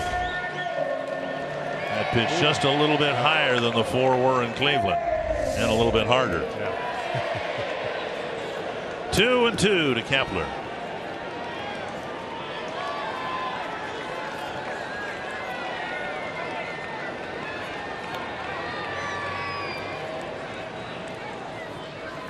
Struck him out. And the Twins get one. But Giles finishes with an impressive strikeout of Max Kepler, and they've evened this series now to game apiece. I think if we look back at this ball game, yeah, 3 home runs for the Twins. It's what they were unable to do. That guy was able to do it, Altuve. Good ball game. Correa drove in 4 of the 7 runs. Tom Hanneman, the Twins handed their newest pitcher, Hector Santiago, a lead, but then Santiago really struggled in the 6th inning, and eventually the Astros won the ball game. Dick Houston turns the tables on the Twins tonight, snapping a 4-game losing streak on the road. Up next on Twins Live, presented by CenturyLink, we'll break it all down. The Astros 7-5 win over the Twins tonight at Target Field to even the series at a win apiece. Jose Altuve ignited the Astros with 4 hits, and we'll preview Game 3 tomorrow.